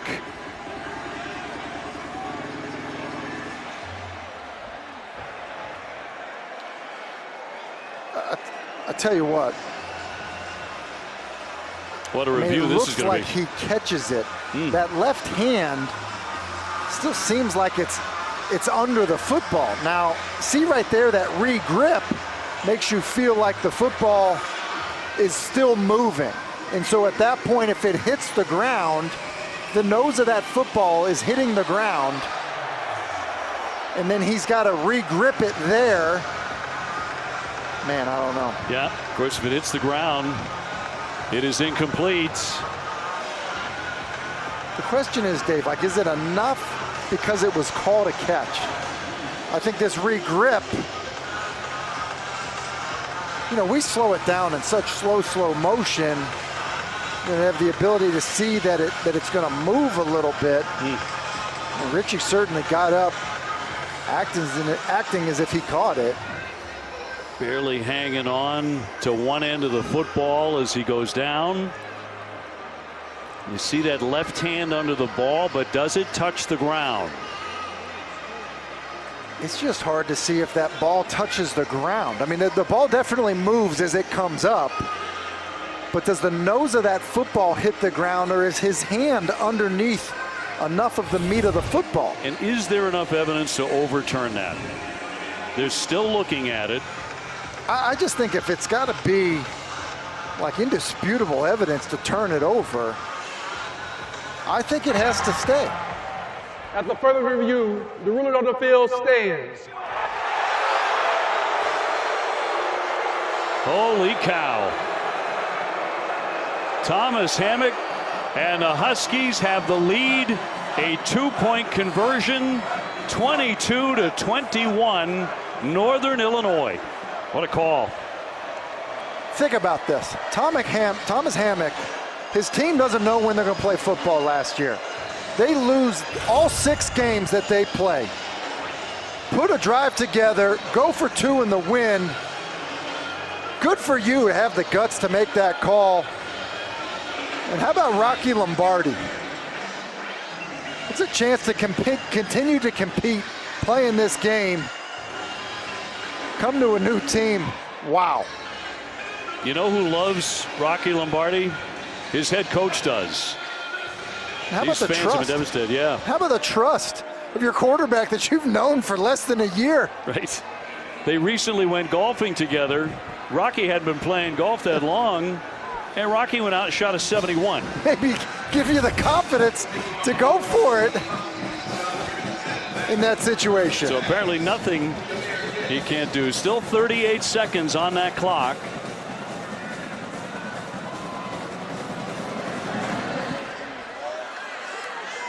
And a roll to kick. Georgia Tech with an opportunity. It's Gibbs taking it, trying to get outside. They're going to push him back. So 31 seconds to play. That's all the time the Yellow Jackets have in their home opener to come back. 1 timeout remaining. That was some gutsy call. You made a great point, Tim, about they had to wait until November to even play last year. They were 0-6. It was a devastating season. That had to be part of the decision of the head coach. I think if that happens, you don't play for ties, right? I mean, that, sure. And clearly there would be, overtime, but why bother with the way your offense was just moving the ball? Lombardi to Ritchie for the 2-point conversion. A chance here for Yates as he fires, and it's nearly intercepted, intended for McGowan. There's a flag down in the backfield. A couple of them with 27 seconds to go. Personal foul, roughing the passer. Defense, number 1. 15-yard penalty, automatic first down. That adds to the intrigue on a personal foul with 27 seconds to go. Yeah, I mean, most successful 2-minute drives are aided by a quarterback run or a big defensive penalty. Well, you just got your big defensive penalty right there. It's a drive starter, and with a timeout left. Yeah.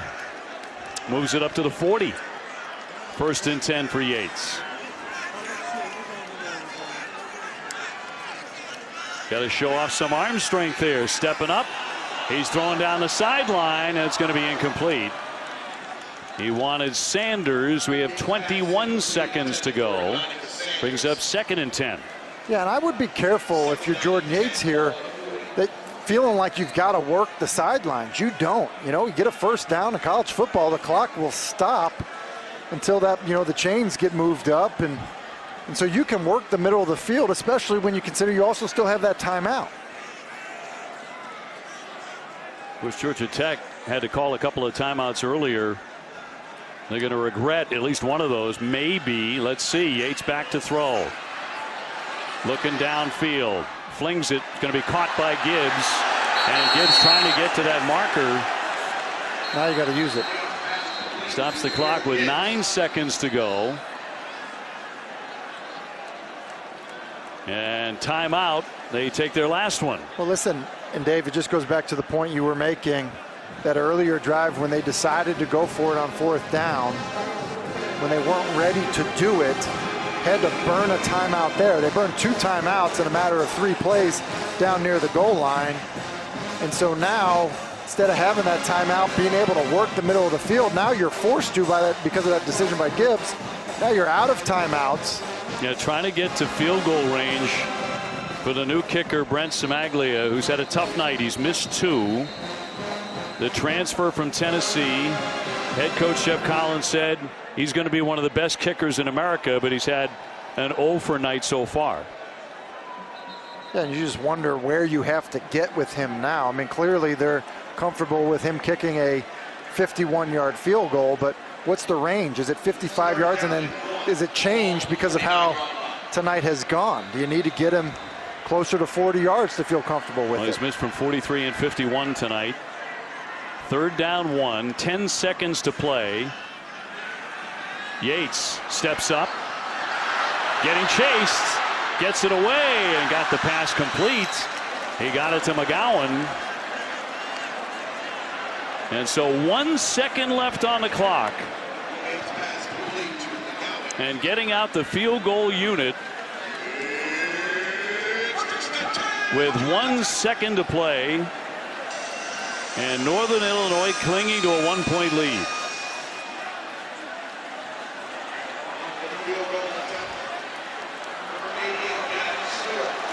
And they're going to bring on another kicker. It's Gavin Stewart. He's a freshman. This is from 60 yards. And Stewart has it blocked. It's blocked, and that is the game. And what a finish here tonight in Atlanta.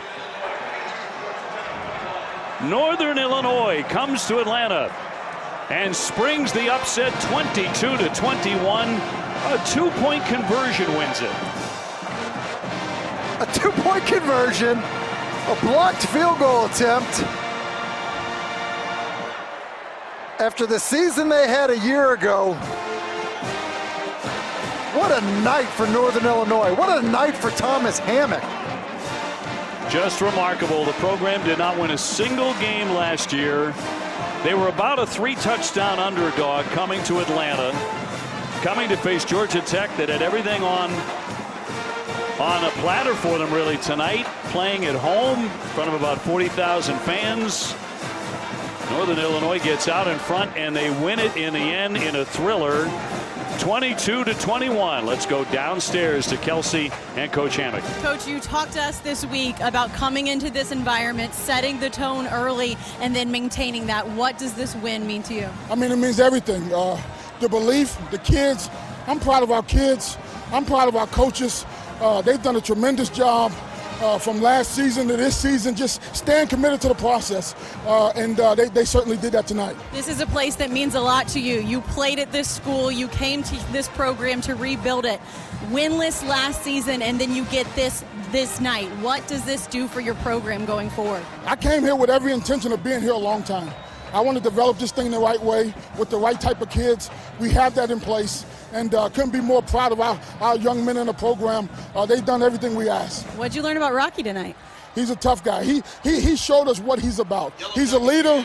He's a tremendous warrior on the field. He's an extension of the coaches, and he helped us win that game. Coach, what will you say to your team in the locker room after a win like this? I told you so. I told you so. I said if we will make this a 4-quarter game, and we are the tougher team, and we will come out victorious like we did. We talked all week about the hard way, about sometimes there's dips, and to buy into the dip. How well did your team buy into that dip? They've been buying in ever since the end of last season, in the weight room, in the off season, and spring practice. Couldn't be more proud of them and what they was able to get done. Coach, before I let you go, you had an opportunity to tie the ball game, and you went for the 2-point conversion. What was going through your head? Easy decision. We came here to win, and we expected to win, and that's what we got done. Coach, congratulations. Thank you. Man, did he do a great job tonight. I mean, preparing his team to come in and do exactly what he wanted them to do, stay in it in the first quarter, control the environment, make it a game, and then, as he told Kelsey, we came here to win. It was an easy call. From the moment we first talked to him, there was this positive outlook on his program, a belief with how they were doing things, how they had their training camp practices, what they had in their quarterback. Rocky, he's a tough guy. His name is Rocky. He is a tough guy. And what a drive he put together, and what a throw he made on the 2-point conversion. Well, the touchdown and then a 2-point conversion. That held up. What a call. And then the block kick. That's how it ends. What a thrilling finish. 22-21. Let's toss it to Jordan.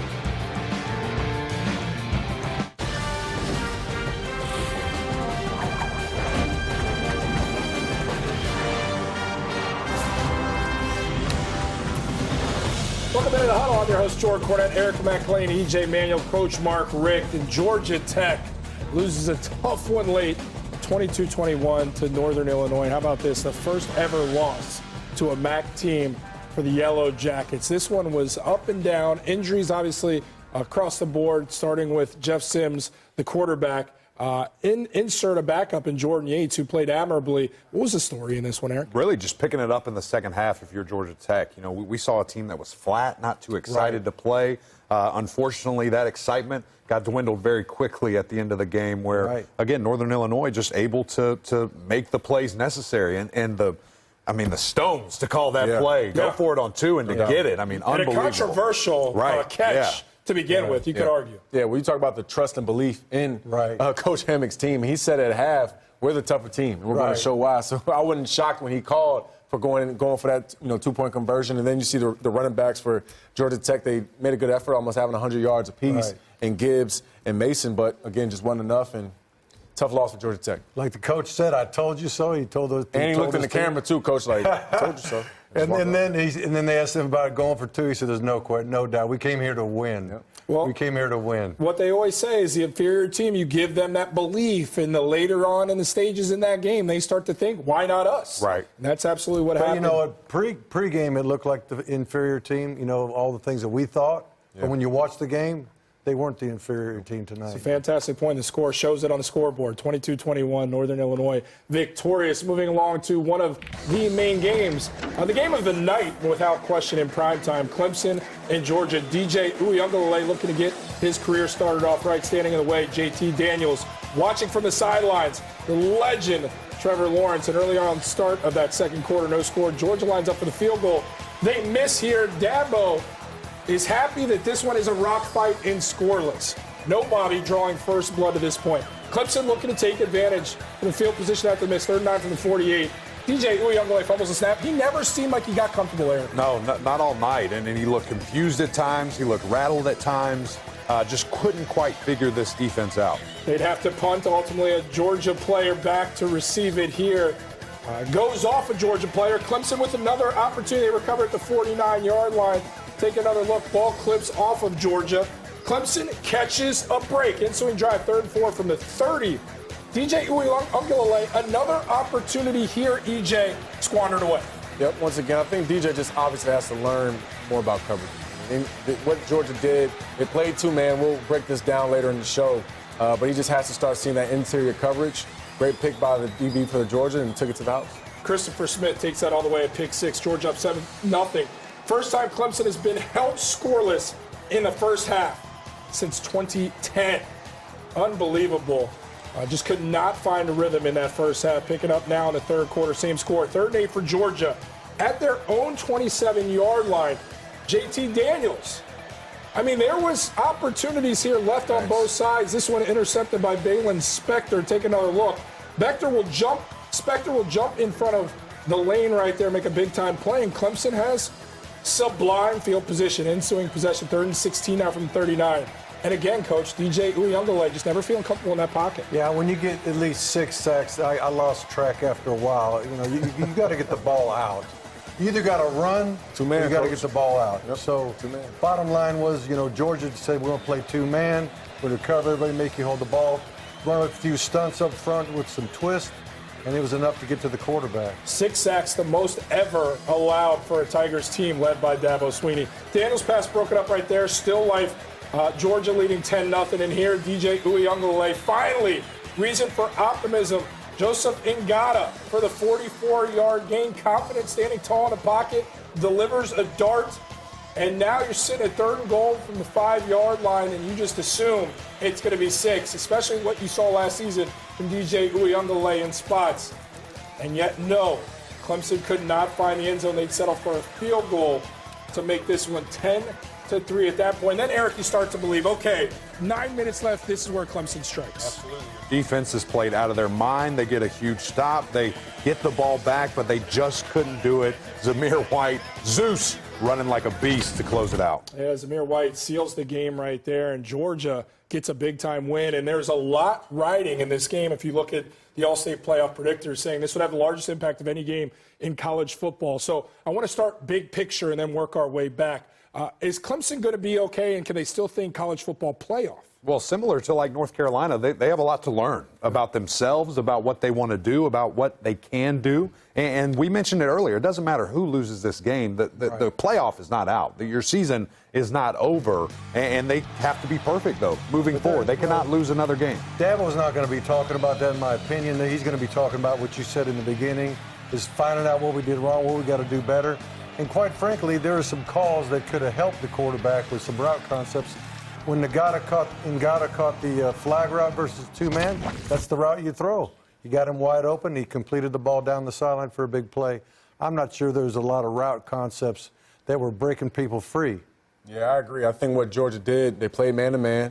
The DBs were pretty much white on rights on all the receivers, so it made DJ kind of double clutch on a lot of his throws, which we really didn't see last year. I think a lot of times he was either throwing against zone or guys were just coming open, throwing back shoulder throws to Amari Rodgers and Powell. But I think, again, like you just said, they have to learn from it. I mean, this is one loss. Don't let it turn it into 2 or 3 or things like that. This is still a Clemson football team that has a ton of firepower. And I'm pretty sure they'll get a couple guys back that were either out from the game for whatever reason.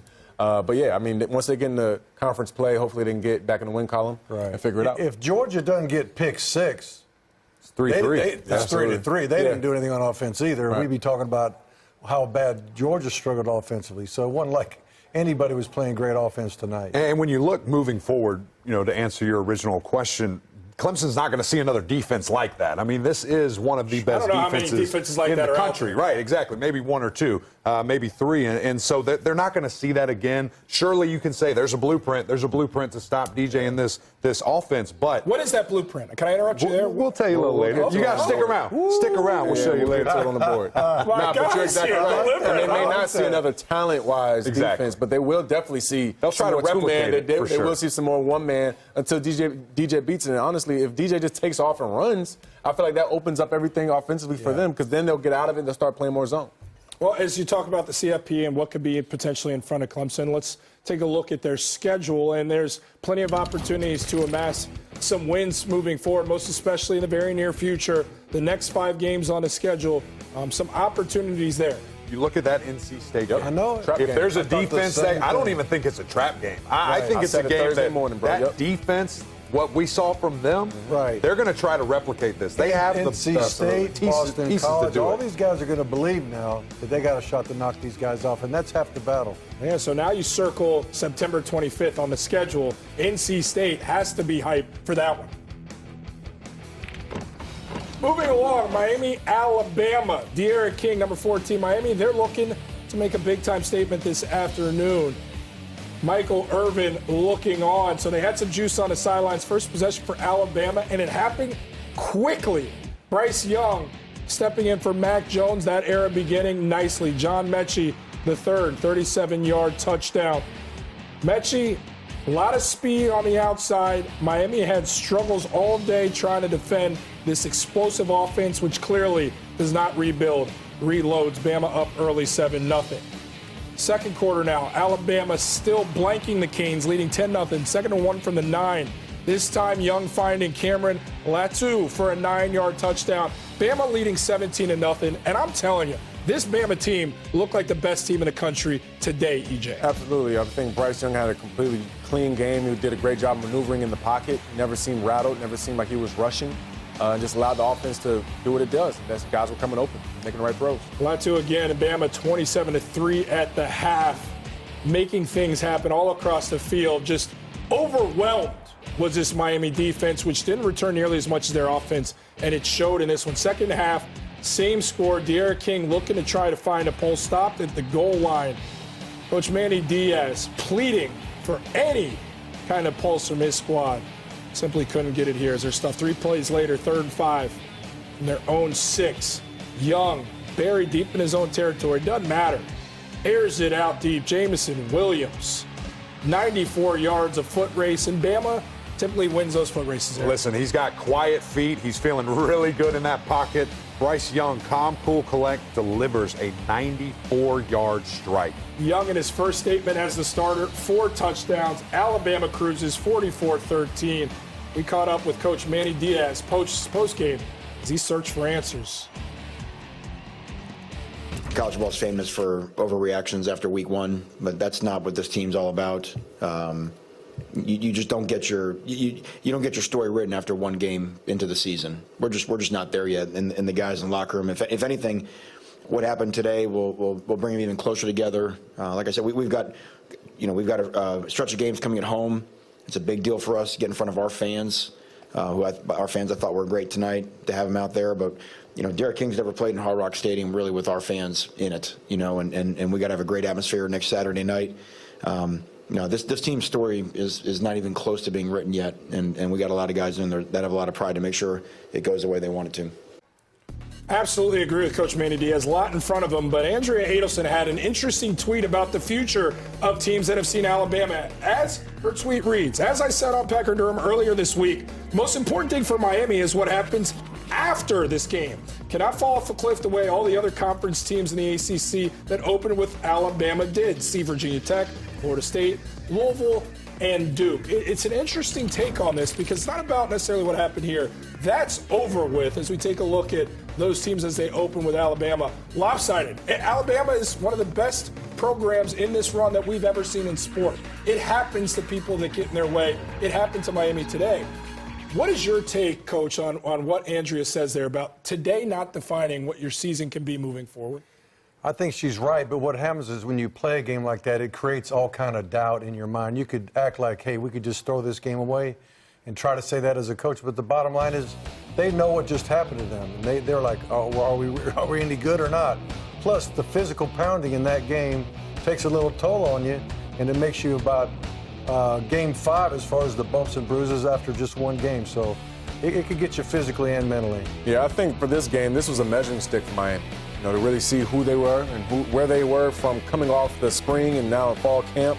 Obviously, Alabama is still Alabama. Like you said, they don't reload. They're not rebuilding, they reload. They don't even use that word. Whatever you want to call it. You know what I mean? These guys are beasts, but in all honesty, I think this is a great learning lesson for Miami.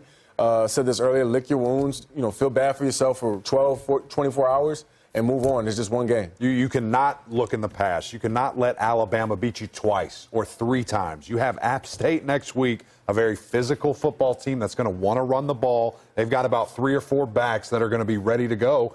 And then a Michigan State team that we just saw them run for 450 a night ago. And Kenneth Walker III, Wake Forest transfer, go berserk, 4 touchdowns. So they're going to have 2 big challenges after this Alabama game, back-to-back. They've got to be ready. Well, the best thing they got going for him, in my opinion, is still Derek King. He's a warrior. He's a mature man. He's going to come back. He's going to battle. He didn't come back just for one game and sack his bats. This kid's going to rally the troops, and I know Coach Diaz will do the same. Tough first game for anybody in the conference, any team in the country facing Alabama. 15 straight wins for Alabama. That's a current FBS record active streak going for them. So an uphill battle. Not what we expected, but where Miami is, how they respond, remains to be seen. Georgia Tech and Cuse, both of them face MAC opponents, split results. We revisit why this win for Syracuse may be a bigger deal than everybody may think. That's next.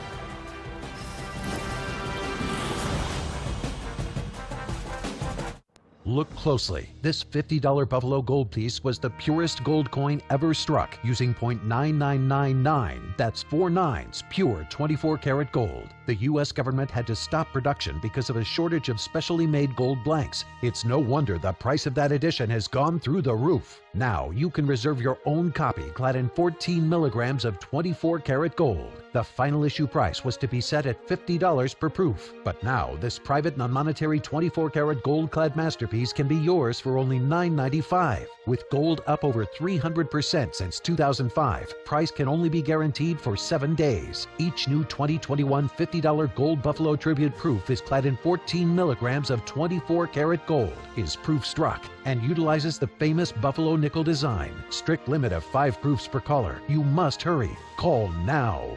To order, call 1-800-422-8031. Call now. Every new day offers opportunities to connect, chances to motivate and inspire, moments to express well-deserved thank yous and congratulations. With products that bring smiles, celebration, and long-lasting impressions, there's certainty in that. 4imprint gives you that certainty with the right promotional products and a caring, trusted team dedicated to your success. Creating meaningful connections starts at 4imprint.com. 4imprint, for certain. I've never done anything like this. Streaming this weekend, 3 must-see events are available with the Disney Bundle. On Disney Plus, Billie Eilish like you've never seen her before in her Happier Than Ever, a love letter to Los Angeles concert film. On Hulu, 3 strangers share an obsession with true crime on Only Murders in the Building. And on ESPN Plus, catch all the action as college football returns. 3 must-see events, only one way to see them all. Get the Disney Bundle today, only $13.99 a month. Tonight, we're in Midtown Atlanta, Bobby Dodd Stadium, at historic Grant Field. Jeff Collins starts his 3rd year as head coach of the Jackets. I think the strength of Georgia Tech is just their backfield. They are great players. They're going to be the future of this league, the future of college football. The moment's not too big for Jeff Sims. Sims, he's going to look up top. Touchdown, Georgia Tech. Jeff Sims is a future superstar. Look at the speed and the spark and the score from Gibbs. You talk about a talent now. He's the #1 running back coming back in the ACC. He's going to have a fantastic year. PTBD, that's what we're all about. Just put the ball down. Doesn't matter where we play, who we play. Let's just put that ball down and let's play. All right, time to play the game. Northern Illinois visiting Georgia Tech. First ever meeting between the two. And Georgia Tech pretty juiced up in the ATL out of the gates. Northern Illinois leading early 7-0. Rocky Lombardi finds Miles Joyner in the end zone. And it's NIU leading 14-0. Next Georgia Tech drive. Jeff Sims fumbles, Northern Illinois with the recovery. You didn't like what Jeff Sims, how he put himself in danger, ultimately getting injured. Yeah, quarterback and one-on-one guys, when you have a fumble, sometimes you just got to take it and just can't put your arm in there. He's too valuable to his team. Now we don't know how long he's out. It's a big loss for Georgia Tech. Sims would leave and never return in that game. Insert Jordan Yates launches the 22-yard touchdown pass to Kyrick McGowan, giving this team a little bit of a jolt. Nice. And then here, Georgia Tech trying to convert on 4th and 1. And it's Dante Smith, a 15-yard rush into the end zone, tying things up at 14. Then the defense getting involved here. Quez Jackson after Wesley Walker with the strip. And this was a defense that tried to make some plays, settled in after giving up points early, giving Georgia Tech an opportunity in this game. Momentum had completely shifted in this moment. And now Georgia Tech poised to take the lead for the first time in this game. Jordan Yates played admirably, called his own number, takes it in for the touchdown. He threw for 1. He rushed for 1. Georgia Tech leads 21-14 at that point. Northern Illinois, though, in the red zone, looking to tie the game in the final seconds. Lombardi clipped Rakovic in the end zone. 3-yard reception. Now the Huskies down 1. Looking to convert the 2-point conversion and go for the win, Emac. I mean, you've got to just have an amazing call. They do it a little bit controversial. Does this hit the ground? The 3 of us maybe have said yes, but the refs called it on the field, said it was a touchdown, went to review, and it stood. NIU gets the win on the road. A controversial call, controversial play call. You hear it there, play on the field stands. Coach Hammock with the gutsy call, the celebration, and Kelsey Riggs caught up with winning coach, Coach Hammock postgame. Coach, you talked to us this week about coming into this environment, setting the tone early, and then maintaining that. What does this win mean to you? I mean, it means everything. The belief, the kids. I'm proud of our kids. I'm proud of our coaches. They've done a tremendous job from last season to this season, just staying committed to the process. And they certainly did that tonight. This is a place that means a lot to you. You played at this school. You came to this program to rebuild it. Winless last season, and then you get this night. What does this do for your program going forward? I came here with every intention of being here a long time. I want to develop this thing the right way with the right type of kids. We have that in place, and couldn't be more proud of our young men in the program. They've done everything we asked. What'd you learn about Rocky tonight? He's a tough guy. He showed us what he's about. He's a leader. He's a tremendous warrior on the field. He's an extension of the coaches, and he helped us win that game. Coach, what will you say to your team in the locker room after a win like this? I told you so. I told you so. I said if we will make this a 4-quarter game, and we are the tougher team, and we will come out victorious like we did. We talked all week about the hard way, about sometimes there's dips, and to buy into the dip. How well did your team buy into that dip? They've been buying in ever since the end of last season, in the weight room, in the off season, and spring practice. Couldn't be more proud of them and what they was able to get done. Coach, before I let you go, you had an opportunity to tie the ball game, and you went for the 2-point conversion. What was going through your head? Easy decision. We came here to win, and we expected to win, and that's what we got done. Coach, congratulations. Thank you. Gotta admit, I did not expect Kelsey Riggs to be talking to NIU's head coach at the end of this game, especially with Georgia Tech being heavy favorites in this matchup. But, Coach, you love what you heard there post-game from Coach Hammock. It's a prime example of the power of the words of the head man.